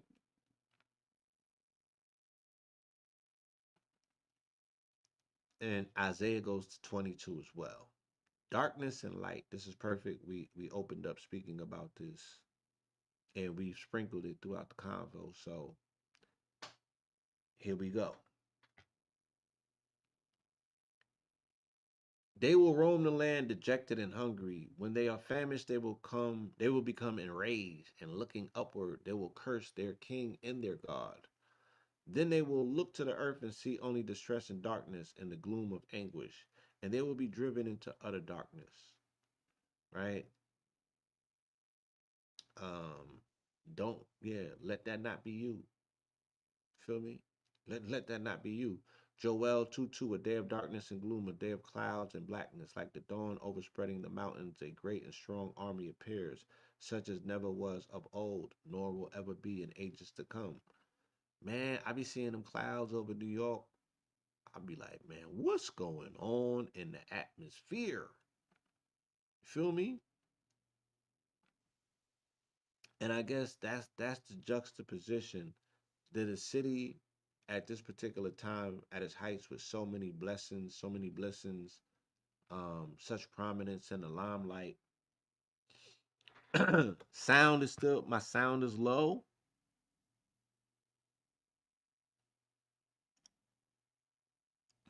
is still low. I thought I fixed that a while ago. Let me know. God damn it. Pro. Let me all right. Let me do something real quick.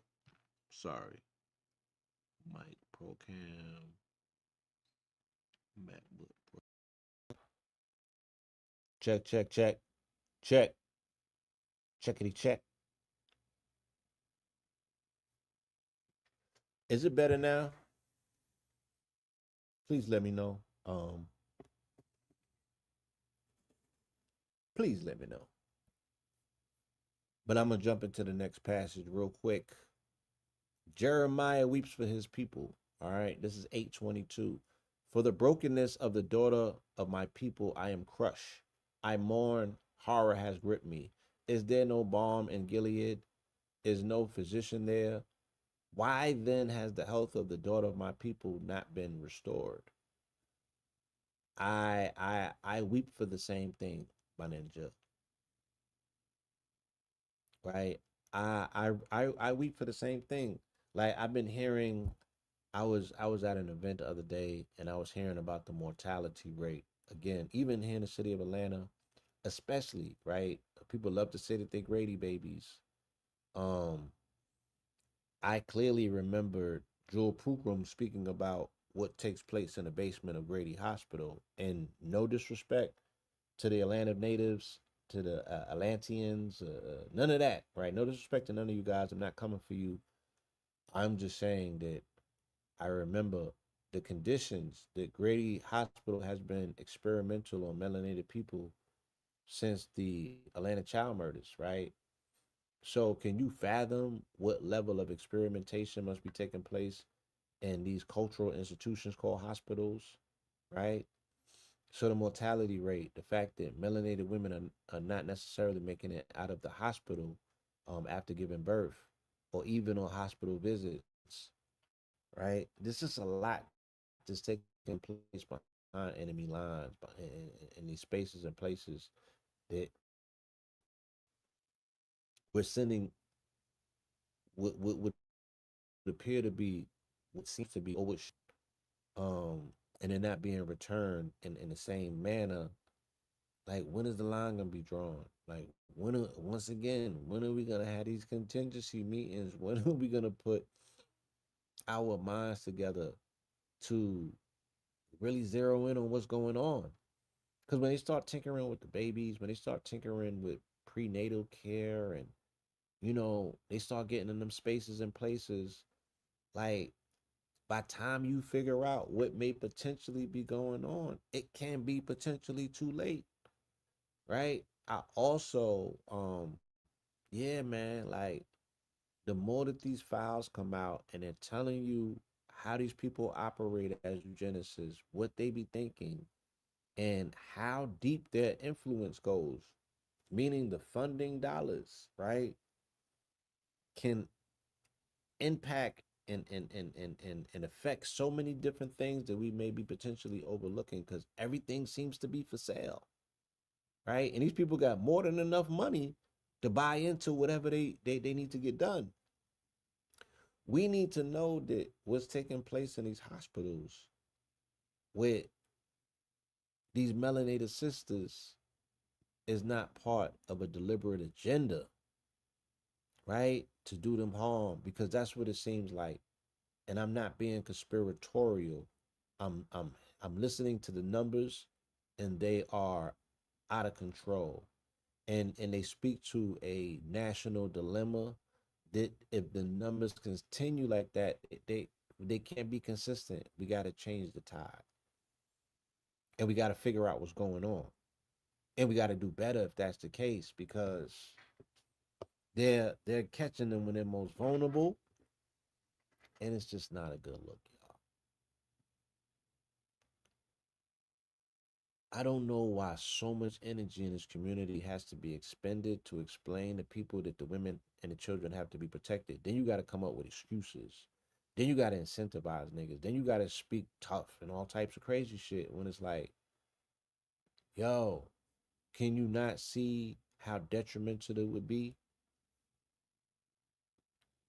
if we didn't have women? If we didn't have healthy women? If we didn't have women that was compliant? And what I mean by that, um, women that are supporting of the cause, even if the cause looks like the struggle, right? Because yeah, I'm running into that a lot. Like a lot of people don't even want to identify with the concept, the term, or the label. They like, I'm not on that black thing because the shit equals the struggle. You feel me? And people want to come down here and enjoy themselves and ball out and go back to source with a pocket full of memories, right? Excitement. Not everybody signed up to do the struggle. So yeah, and it's very hard to protect our people when they go outside of the confines of our purview. Like, you up in the mountains with them doing what? You out on a boat in the middle of the ocean with them doing what? You took a girls trip and went to Europe to see them folks to do what again? Yeah, I can't do nothing for you, man. Right? Ezekiel 23:8, the adultery of Ohala and Oholiba. She offered sexual favors to all of the elite of Assyria. She defiled herself with all of the idols and those for whom she lusted. She did not give up the prostitution she began in Egypt when men slept with her in her youth, caressed her virgin bosom, and poured out their lust upon her. Therefore, I delivered her into the hands of her lovers, the Assyrians for whom she lusted. Woo. They talk crazy about somebody's daughter in this joint. Ezekiel 27. I said to them, each of you must throw away the abominations before his eyes, and you must not defile yourselves with the idols of Egypt. I am the Lord your God. But they rebelled against me and refused to listen. None of them cast away the abominations before their eyes, and they did not forsake the idols of Egypt. So I resolved to pour out my wrath upon them and vent my anger against them in the land of Egypt. Daniel, and it's worth noting because we're in the throes in the midst of this conversation. I want to give a shout out to Ashra Kwesi. Um, the very first, and I'm not supposed to say this, right? But the very first VHS that I got, um, it wasn't the first, right? Because I think, and I got these two tapes around the same time. I got one on Flatbush Avenue for my man, um, the Ross Infinity,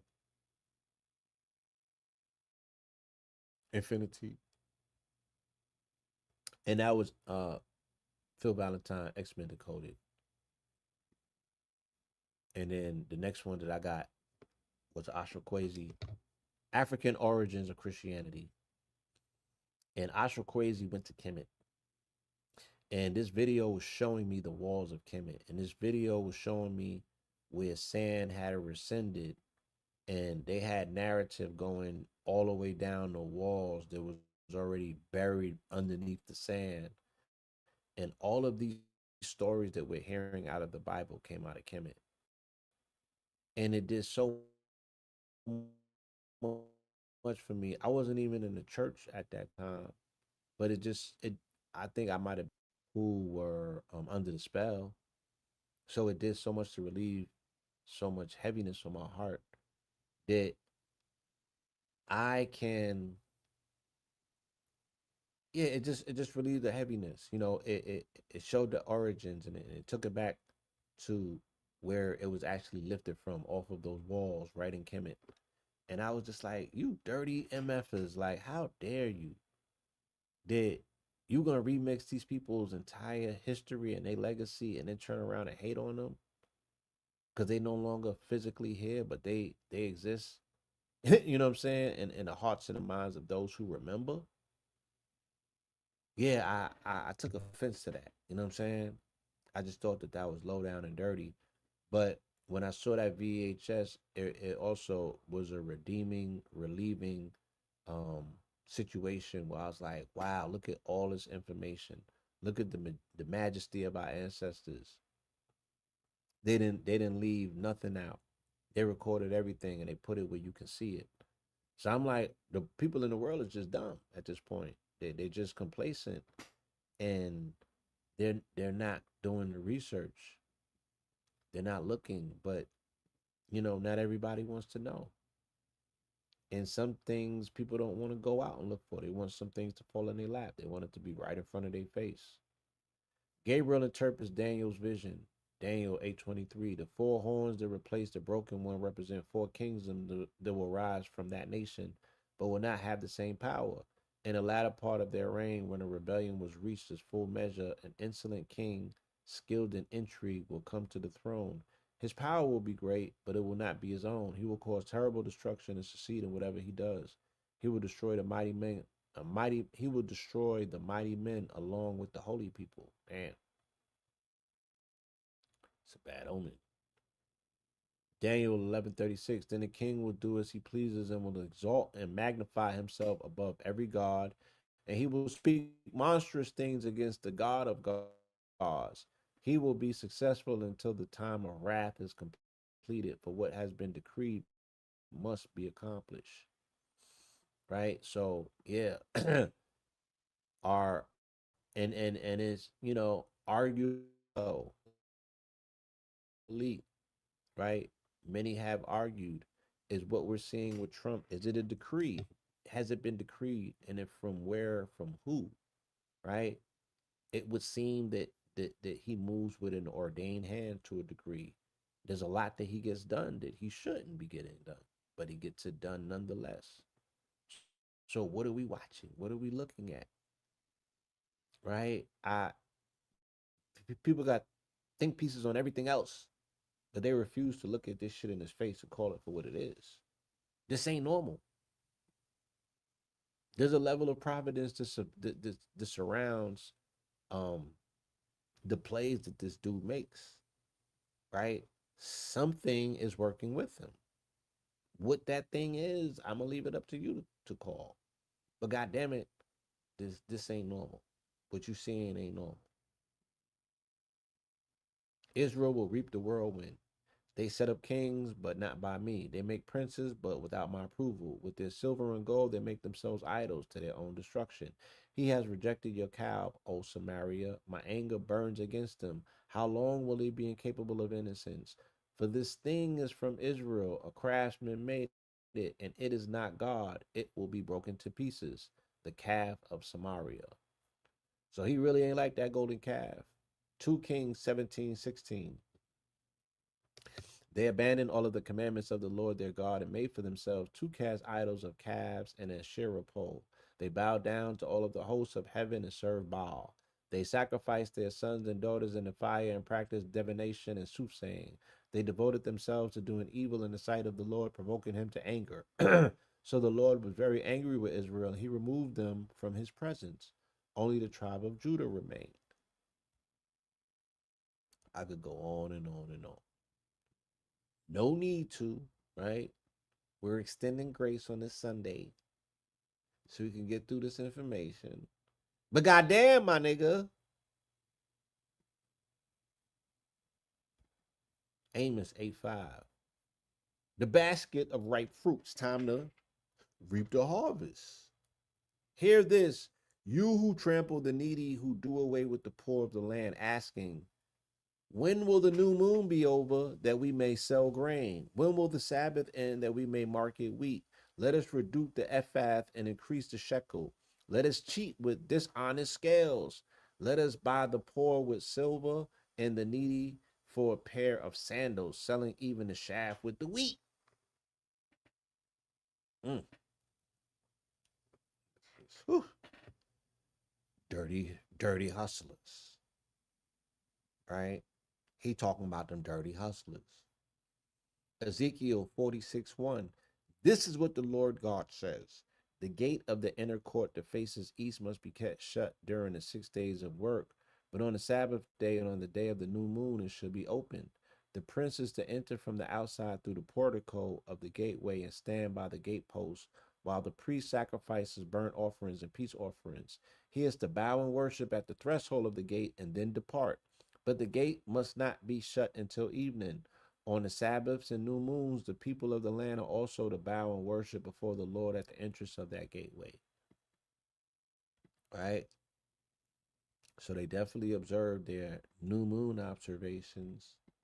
Right? It was central and vital to their culture and their tradition. Why? Because new moons is when you plant. Right? New moons are when you sow. So you can ultimately reap. This is the skillful art of husbandry. Okay? Knowing when to put them seeds in the ground, knowing when to be obedient, knowing when to treat the earth like a lodge and the soil like a temple. Zechariah, let's get it, let's hit it. 823 on the tilt. The restoration of Jerusalem. And many people and strong nations will come to seek the Lord of hosts in Jerusalem and plead before the Lord. This is what the Lord of hosts says. In those days, 10 men from the nations of every tongue will tightly grasp the robe of a Jew, saying, let us go with you, for we have heard that God is with you. Mm. Right? The translation is what? People will cling on to you because of your spacesuit, because of your melanin, and say, let me go with you. I heard you got the keys to heaven. Can I get there? Right? Can you lend me some of that thread that you got on you? And we out here just passing our jeans out. We out here just allowing people to run up in our closet and try our clothes on, put our jeans on. Sharing it though. It's not they not forcing their way in their closet in your closet like they used to. They're not stealing your jeans like they used to, right? You're passing it to them like, yeah, try these on and shit. You know what I'm saying? And they're never gonna return them. Zechariah 8:23 cross. Let's make a cross reference and keep it moving. Right?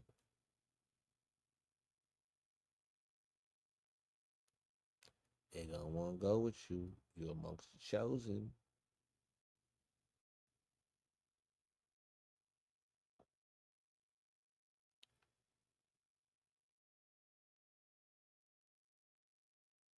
Numbers 15:38. Speak to the Israelites and tell them that throughout the generations to come, they are to make for themselves tassels for the corners of their garments with a blue cord on each tassel. They will serve as tassels for you to look at so that you remember all of the commandments of the Lord so that you may obey them and not prostitute yourselves by following your own heart and your own eyes, saying, let us go with you. So do they got tassels so people can go with them? You supposed to be holding on to the tassels? Is that the tassel science?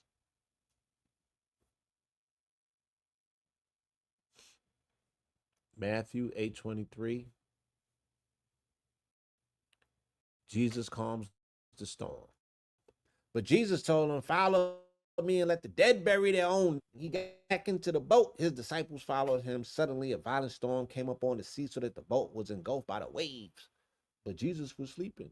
You know what I'm saying? Nigga was sleeping. Like, come on now. So that's like if he was on an odyssey trying to get back home, right? When they went the when they went awry with Cyclops, and then they got the curse of Poseidon put on them, and then they hit the ocean, and the shit was mad choppy, right? They trying to say that Jesus was asleep during that time. If you could use that analogy, that's being hella chill. You know what I'm saying? That's not having a worry in the world. That's you knowing the conclusion before you get there. Or you was on some good stuff. You know what I'm talking about? He was on some good stuff, Jesus.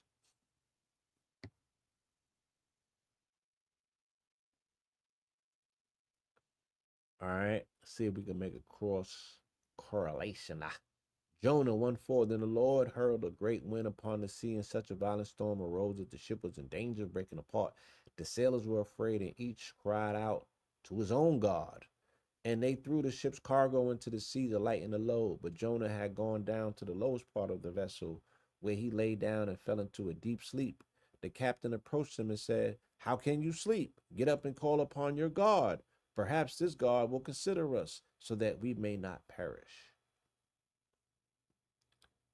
I would love to see a movie of that.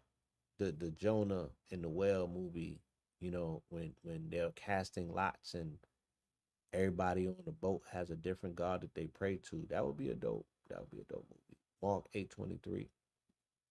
The blind man at Bathsheba. When they arrived at Bathsheba, some people brought a blind man and begged Jesus to touch him. So he took the blind man by the hand and led him out of the village. Then he spit on the man's eye and placed his hands on him. Can you see anything? He asked. The man looked up and said, I can see the people, but they look like trees walking around.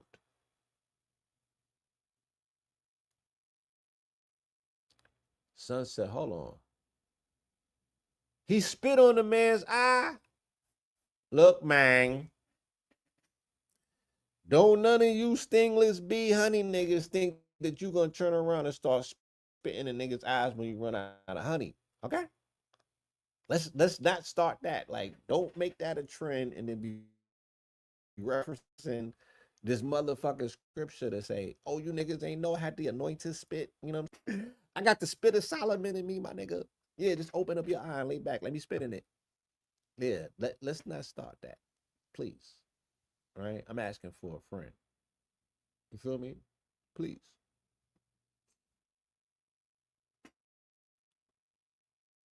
And then talking about he see people looking around like they got trees around them. No, that's a glob of spit in your eye, nigga. You trying to open up your eye and you seeing glandules of spit, nigga.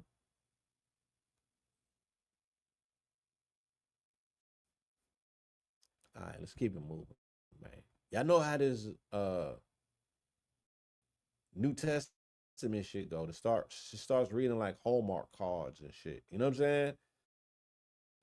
The Old Testament reads like dark horribles. I can't even like deep. You know what I'm saying? The New Testament reads like a Hallmark card. Luke 8:23, healer named Jesus, right? Who they embellished with the pen when Paul got it. He was a good healer. He was versed in the arts from Kemet in India and this Kush and Kush.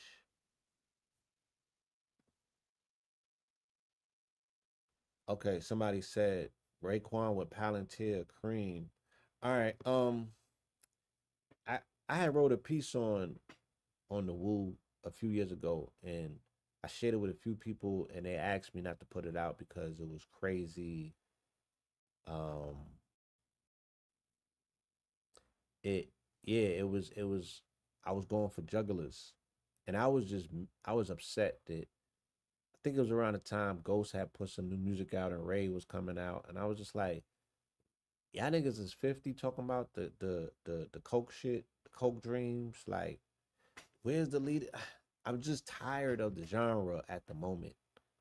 And I was just really, I've always been upset with Wu Tang because they was the last vestige of consciousness, and they kind of laid down in New York. They got tricked out of their own lane by trying to play the Wu Gambino thing with with um with Bad Boy at the wrong time. Bad Boy had, you know, way too much going for them. And Biggie's with the shits, you know, there's no consciousness in Biggie. So it's like you can't play consciousness jumping in and out and then tell us that cash rules everything around you. That's a dilemma and that's what they were aiming for.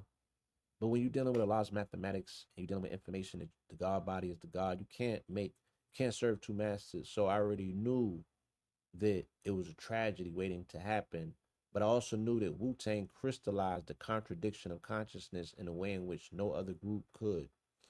Wu Tang is the perfect example of why New York is what it is, how it ended up, and why consciousness also took turns that it did.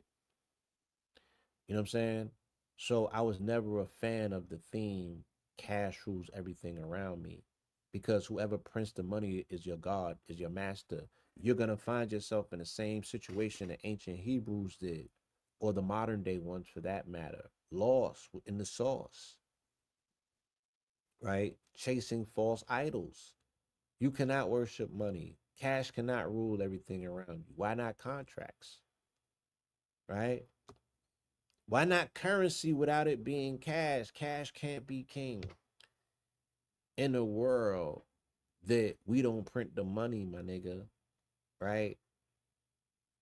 So to see him at Palantir, to me, in my observation, to me, it's on brand. To me, you feel me?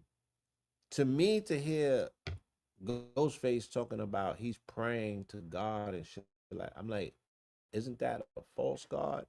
So Wu Tang owes us an explanation to explain, like, what of those members are still God bodies? Which one of those members were God bodies to begin with? Because I think that we made the mistake of just thinking because they was all in one group that they all fell under the same tenets. I think Ghostface was a Christian in disguise from day one. So it was easy for him to fall into Christian principles later on in life to talk about mystery gods. These niggas be talking about mystery gods all the time. So no, cash cannot rule everything around me. You feel me? And I'm not surprised to see niggas at Palantir. Cause that is just the crystallization and the confirmation of, once again, the contracts that these people be binding themselves to. I'm not saying that niggas knowingly signed up with techno feudalists. I'm just saying that you're serving the same purpose. You're worshiping the same demonic gods that these people are professing. And the thing about AI, just like the thing about Wu Tang, like Wu Tang killed consciousness because of the contradictions. AI is the final step to take God out of the equation because God only exists in the variables. When you take the variables out, God can't exist. Technology will trump spirituality in this modern day context, right? Let me explain and give you an example how, right? And we was just having this conversation. Bobby Hemmett used to share with us a visualization technique, right? And again, this is me being unapologetic. I hope your children ain't in the room, right? I don't give a fuck what people think. When it comes to the validation of information, right? If certain information has already passed the metric test, I don't care what you think about the information, where it came from. My nigga, it works. Did you do it yet? Or you got something superior? Then shut up. So that's how I feel because we be having to over explain ourselves. And sometimes things are fucking irrational, my nigga. And you can't explain it rationally. So Bobby Hemmett told us when we're driving to envision and poo on the ceiling of our car, or what we call Anubis, right? He says specifically though that the ears should be pointed up and the tail should be pointed up, right? Now I'm not gonna give you all the information, right, in the world on my activities, but from like 99 to 2000, maybe to now, I can't say now, a little earlier than that. I used to travel from New York to Atlanta doing 90 on the highway, and I've never had a license a day in my life. Never, right? Not one day. I don't know if I'm supposed to be saying this. Anyway, I do 90 past the police in South Carolina. I'm just trying to give you an idea of how reckless certain things used to take place on the highways, right? Going back and forth. I'm hydroplaning at some points. Like I'm going so I don't know how to drive slow. I drive fast. I have a lead foot. Past the police, South Carolina. Now I don't know if it's the power of imagination or if these things that Bobby was telling us actually work. Because Bobby will tell you, you're gonna have to have faith because I'm gonna show you some shit that I don't have proof with. Somebody hit me with the cap emoji. Great. Grant witnesses though, right? Many and plenty of them. Okay. Cat the police. The expression, I guess if you will, or the intention was, yo, I'm invisible and 12 can't see me. I'm invisible and 12 can't see me. I don't recommend you to go try this right now because we are in different times. But I'd be damned if that's not what I will always do and it will always work. For me, I've never, ever been pulled over, let alone locked up on some traffic shit, some driving shit. I never even been stopped, pulled over, spoken to. I've been a passenger and they done pull cars over. But even then, I've Jedi mind tricked myself out of them situations for the driver. Okay. What I'm saying now is that none of that shit matters anymore. Because with fly cameras, with technology, right? Your spirituality, your Jedi ability to cast your aura ahead of see whether the police is there like it's a wave app. I used to do all that shit. I used to create the Hey Rule Hawk and go forward and see the road and all of that shit, all of that supervision, all of that shit. All of it is being and automation takes variables out of the equation. When AI is able to provide you food and you no longer have to pray after you farm or put seeds in the ground, nigga, you're totally and permanently detached from God. When they take the variables out of the equation, you no longer have a utility or use case for what you call God. If you can be fed automatically, nigga, then there's no more praying coming from you. I'm just trying to tell you, right? That because of our inability to practice gratitude every day when things are good, bad,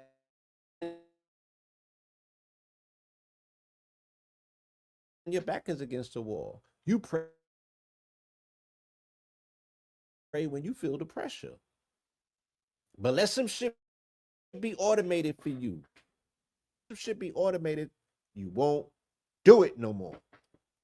And this God is a jealous God.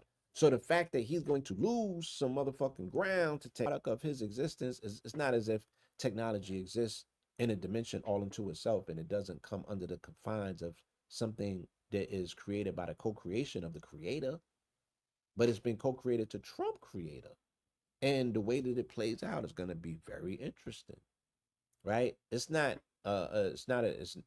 everything is not done yet. So I'm not saying that all of these things are going to play out as planned, but the way that they set the situation up, they've allowed themselves to edge God out of the equation by removing variables. So these atheists, techno feudalists, technocrats, and what have you, yeah. All right, somebody said they got a connection issue. I'm gonna get through this, man. So I'm gonna let you back to your beautiful days.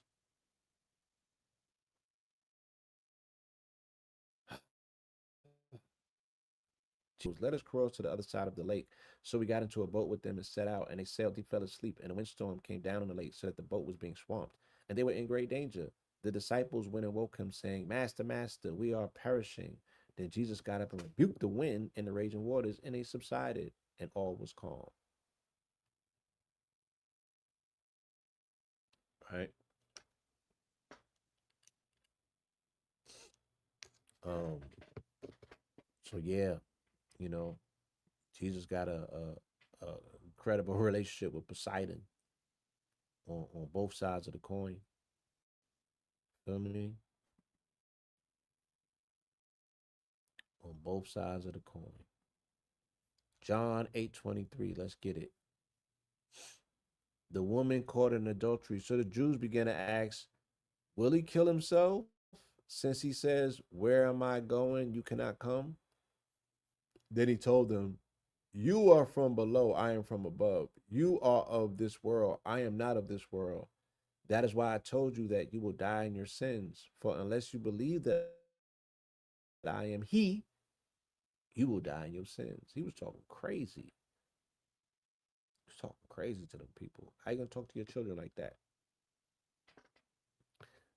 Philippians 3:19, their end is destruction. Their God is their belly, and their glory is in their shame. Their minds are set on earthly things. That's deep. Me being that the etymology of the word God comes from the word gut, from the Germanic word meaning gut, right? So even the etymon or the etymology of the word God means that God is in your gut.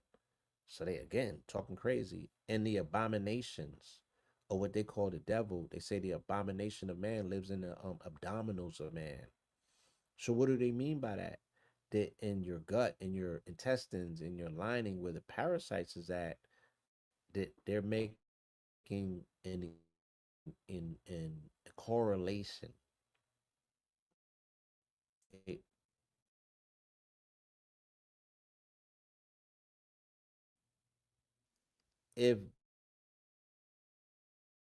if the devil is the devil or shaitan is shaitan because he makes suggestions, temptations, that's what a parasite does. Overtakes it, you know what I'm saying? And pushes you more so towards a voice that's not your own, doing things that you weren't necessarily responsible for, but something told you to do it. What can that thing be? I wonder what it is. Simon the sorcerer, repent, therefore, of your wickedness and pray to the Lord. Perhaps he will forgive you for the intent of your heart. For I see that you are poisoned by bitterness and captive to iniquity. Then Simon answered, pray to the Lord for me, so that nothing you have said may happen to me. Right? Yeah. Don't receive everything that has been cast your way. You can't have open hands to receive everything that is thrown at you. Some things you have to deflect. Some things you have to catch with a left hand and throw back with a right hand, right? Um, yeah, so it's the same thing that I was just saying about your own internal dialogue, your own voice in your own head. You have to do everything humanly possible to make sure that the instructions that are coming from you are from you, or as you as a conduit coming from creator, but no intermediary, right? You don't want another voice in your head. And parasites will do that. They will hack your consciousness.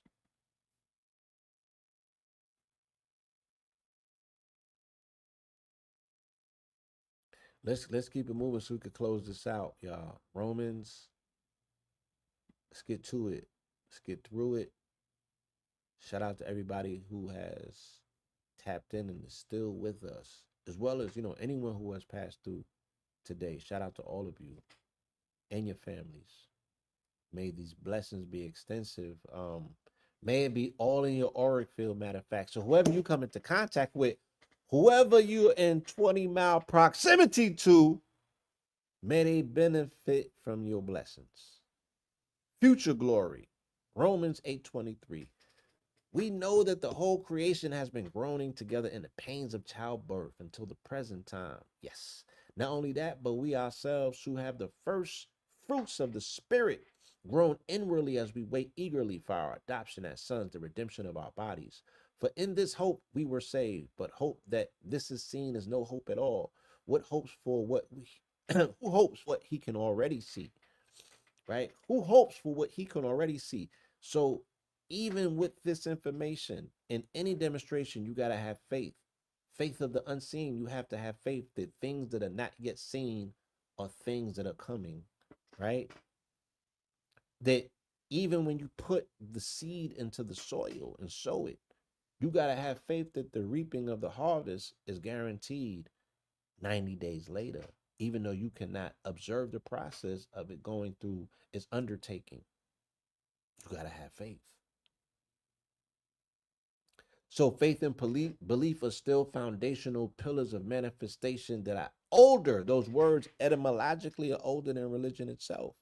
So if they're underlying foundational principles of manifestation, how are we throwing the baby out with the bathwater, right? Or is that the reason, once again, that in our community that we could be so confused about our inability to manifest things that we are intentional about because what we have all of these connotations that these words that are related to religion we don't want to have nothing to do with them but they are integral to the foundation of manifestation faith and belief is okay. Let's keep it moving. Let's do a cross correlation and then we'll keep it moving. Ephesians 1:13. And in him, having heard and believed the word of truth, the gospel of your salvation, you were sealed with the promised Holy Spirit, who is the pledge of our inheritance until the redemption of those who are God's possession to the praise of his glory.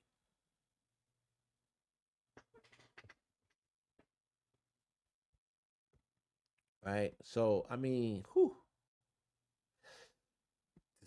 this is a lot to wrap one's mind around, right? Because they're selling you the whole kit and caboodle,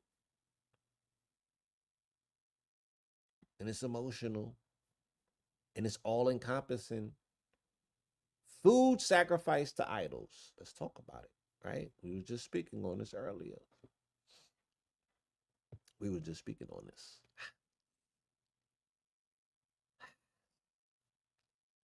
So about eating food sacrificed to idols, we know that an idol is nothing at all in the world and that there is no God but one. For even if there are so-called gods, whether in heaven or on earth, as there are many so-called gods and lords, yet for us there is one God, the Father, from whom all things come and from through whom all things came and through whom we exist. Granted, um, these niggas just hate it, man. I just can't explain it no other way. Like they when have they been the only game in town, right? They was never the only game in town. And again, they just hating. I'm just, the victor gets to write the narrative of victory.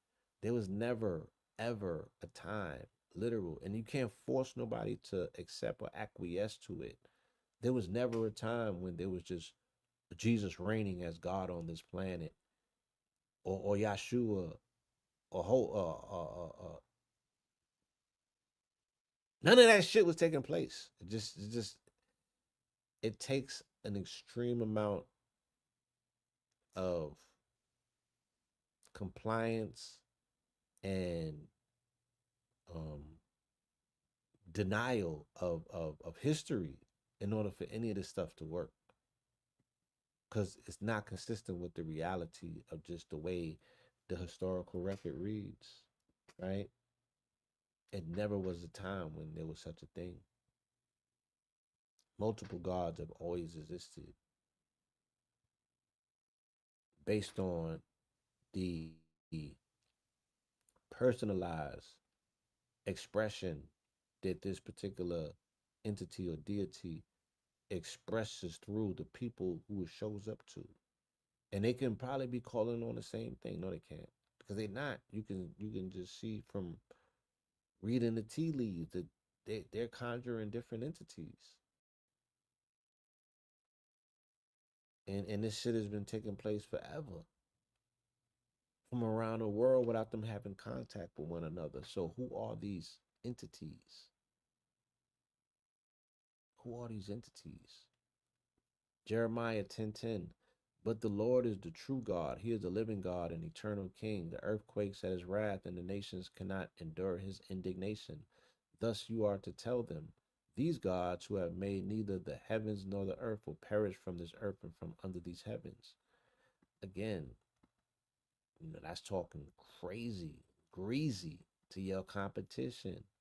But I be damned. Some of them was here before you, my nigga. How did they get here?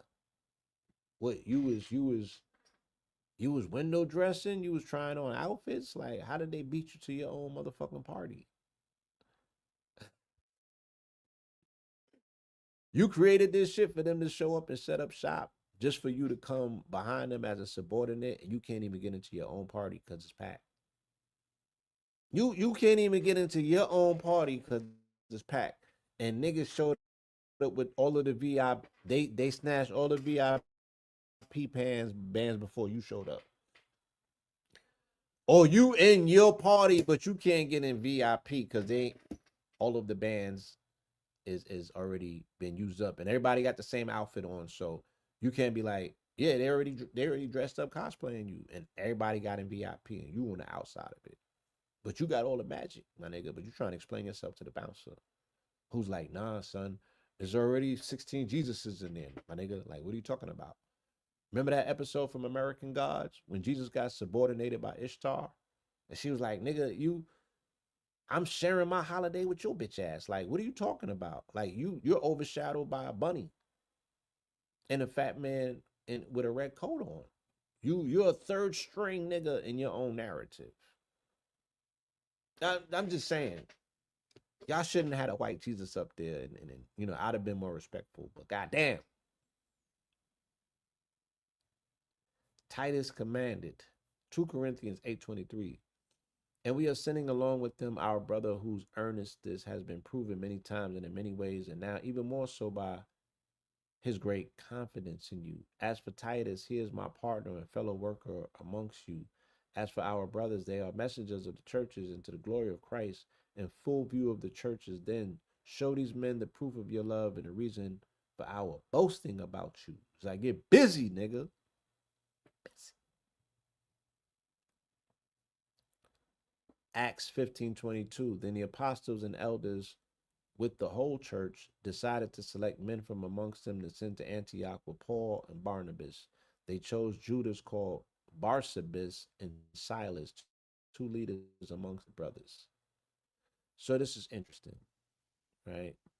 Because anytime they talk about Judas in the Bible, they're speaking about Scorpio.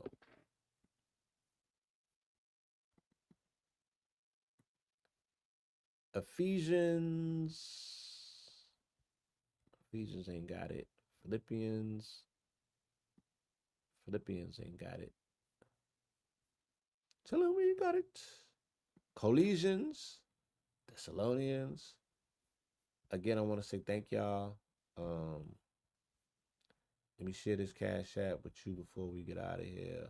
I'm almost there. I'm almost finished. I'm almost finished. I just know how this goes. If I don't do this now, it won't get done.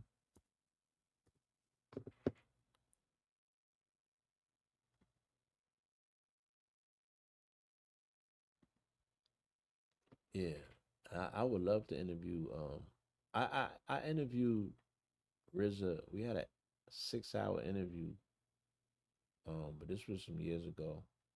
I would love to revisit that conversation. I would love to interview RZA again. I would love to interview Meth. You know what I'm saying?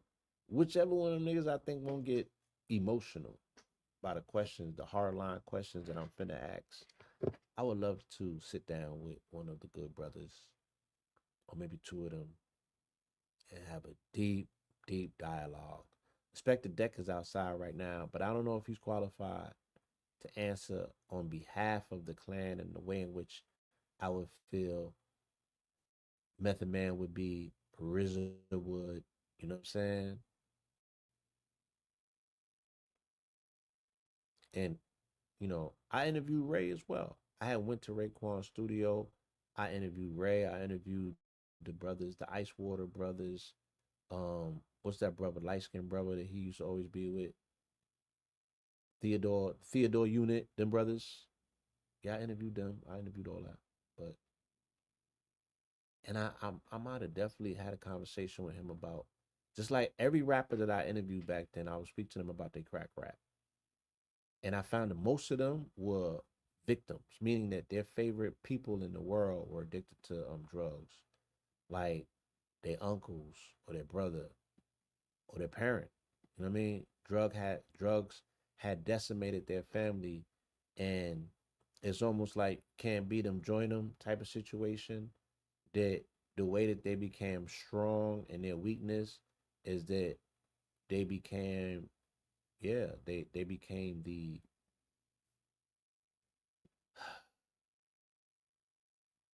Yeah, they started glorifying the very thing that they hated the most. The thing that they despise is the thing that they built careers on.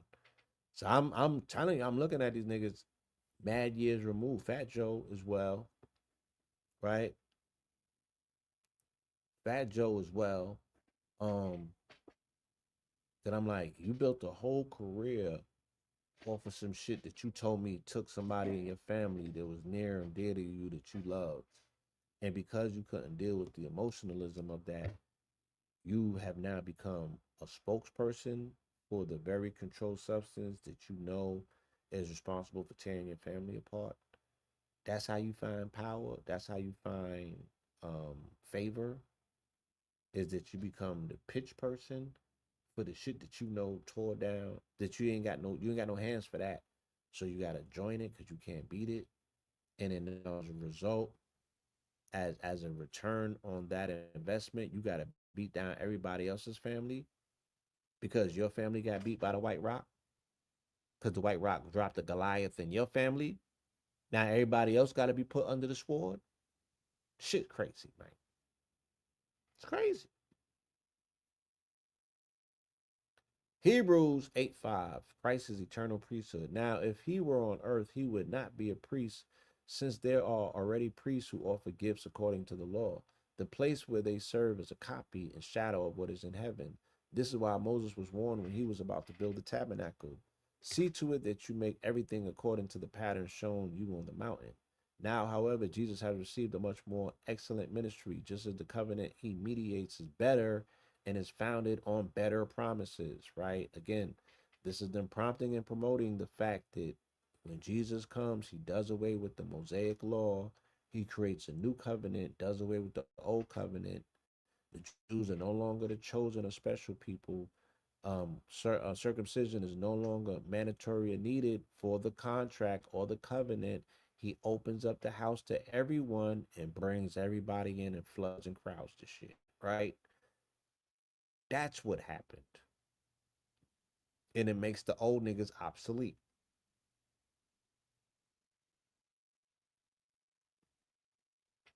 according to narrative,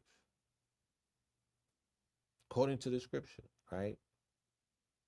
Establish a new covenant, the old one is out the window.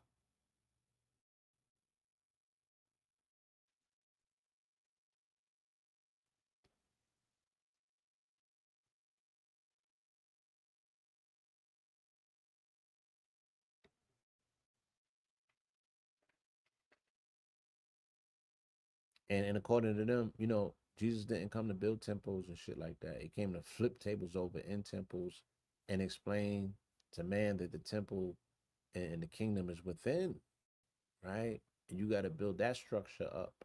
And I guess the way to do it is not following the dietary rules of Moses initially, but being on some herbivore shit like Jesus. I don't know. Maybe I'm freestyling. Revelations 8:5, the seventh seal, and the smoke of the incense together with the prayers of the saints rose the angel. Then the angel took the censer, filled it with fire from the altar, and hurled it to the earth.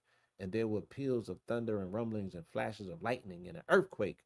And the seven angels with the seven trumpets prepared to sound them. All right. I want to do 22:8 Revelations and we'll get out of here. Yesterday was 8:22, right?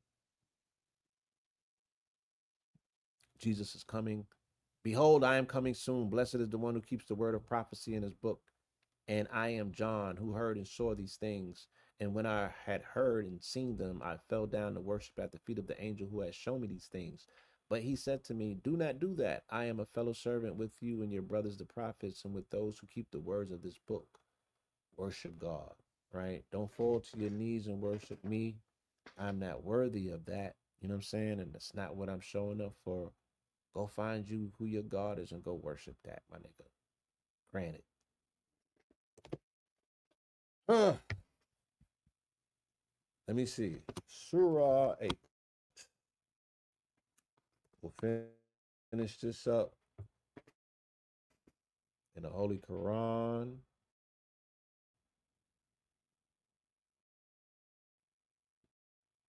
So we don't leave nobody out. Let's see if they got an 823.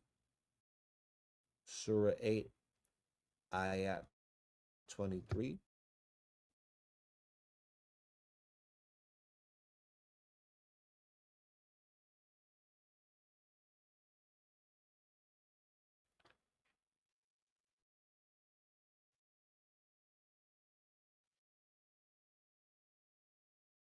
The spoils of war. Surah Al Anfal in the Holy. See what they got for us. Hold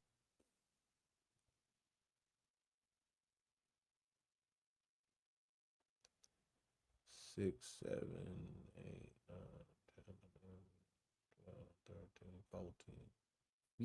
Gifting, 17, 18, 19, 20. All right, so we're going to start reading from 20. We're going to start reading from 21.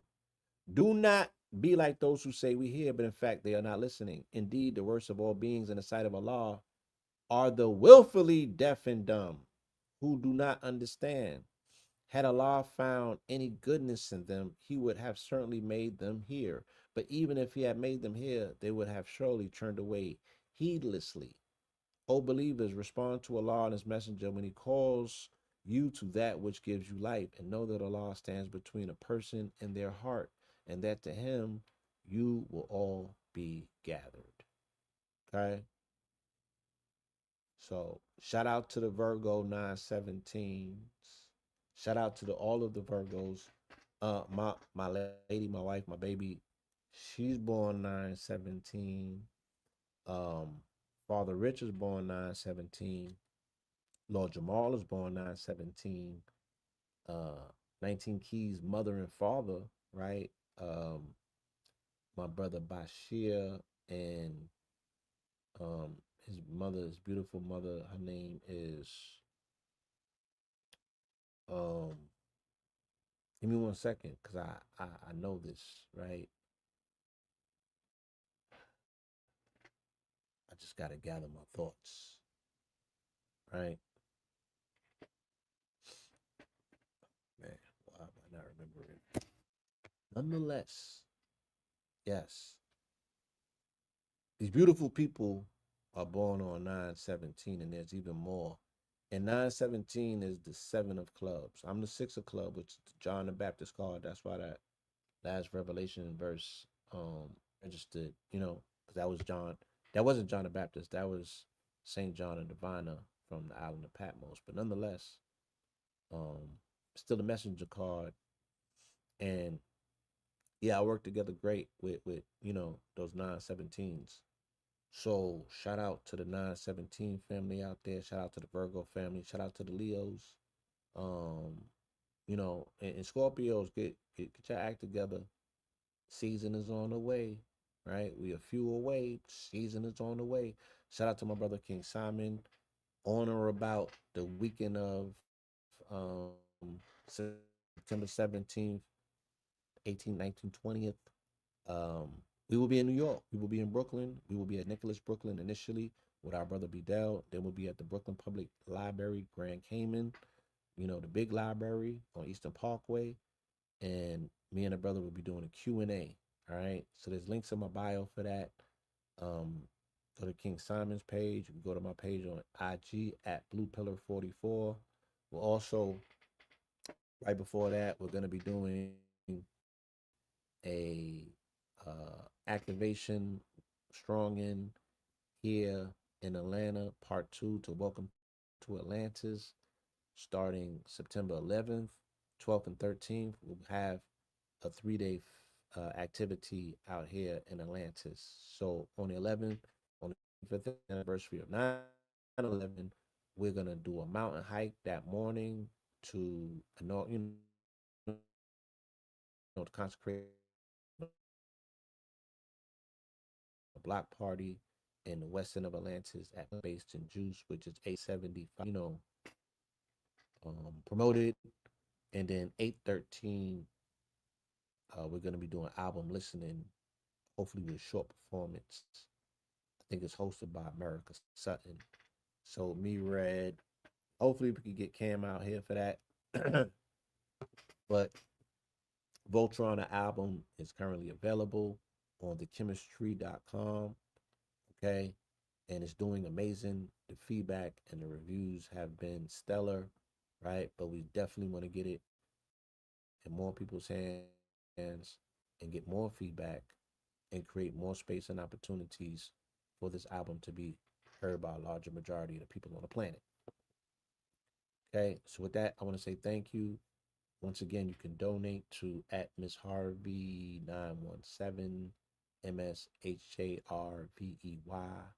917. I want to say thank you for joining us on this amazing episode, Reaping of the Harvest. Okay, and again, next Friday we'll also be out in the we'll be out in the field in the gardens, um, on the east side of Atlanta, which is called East Point, and we'll be in Mama Haley's garden.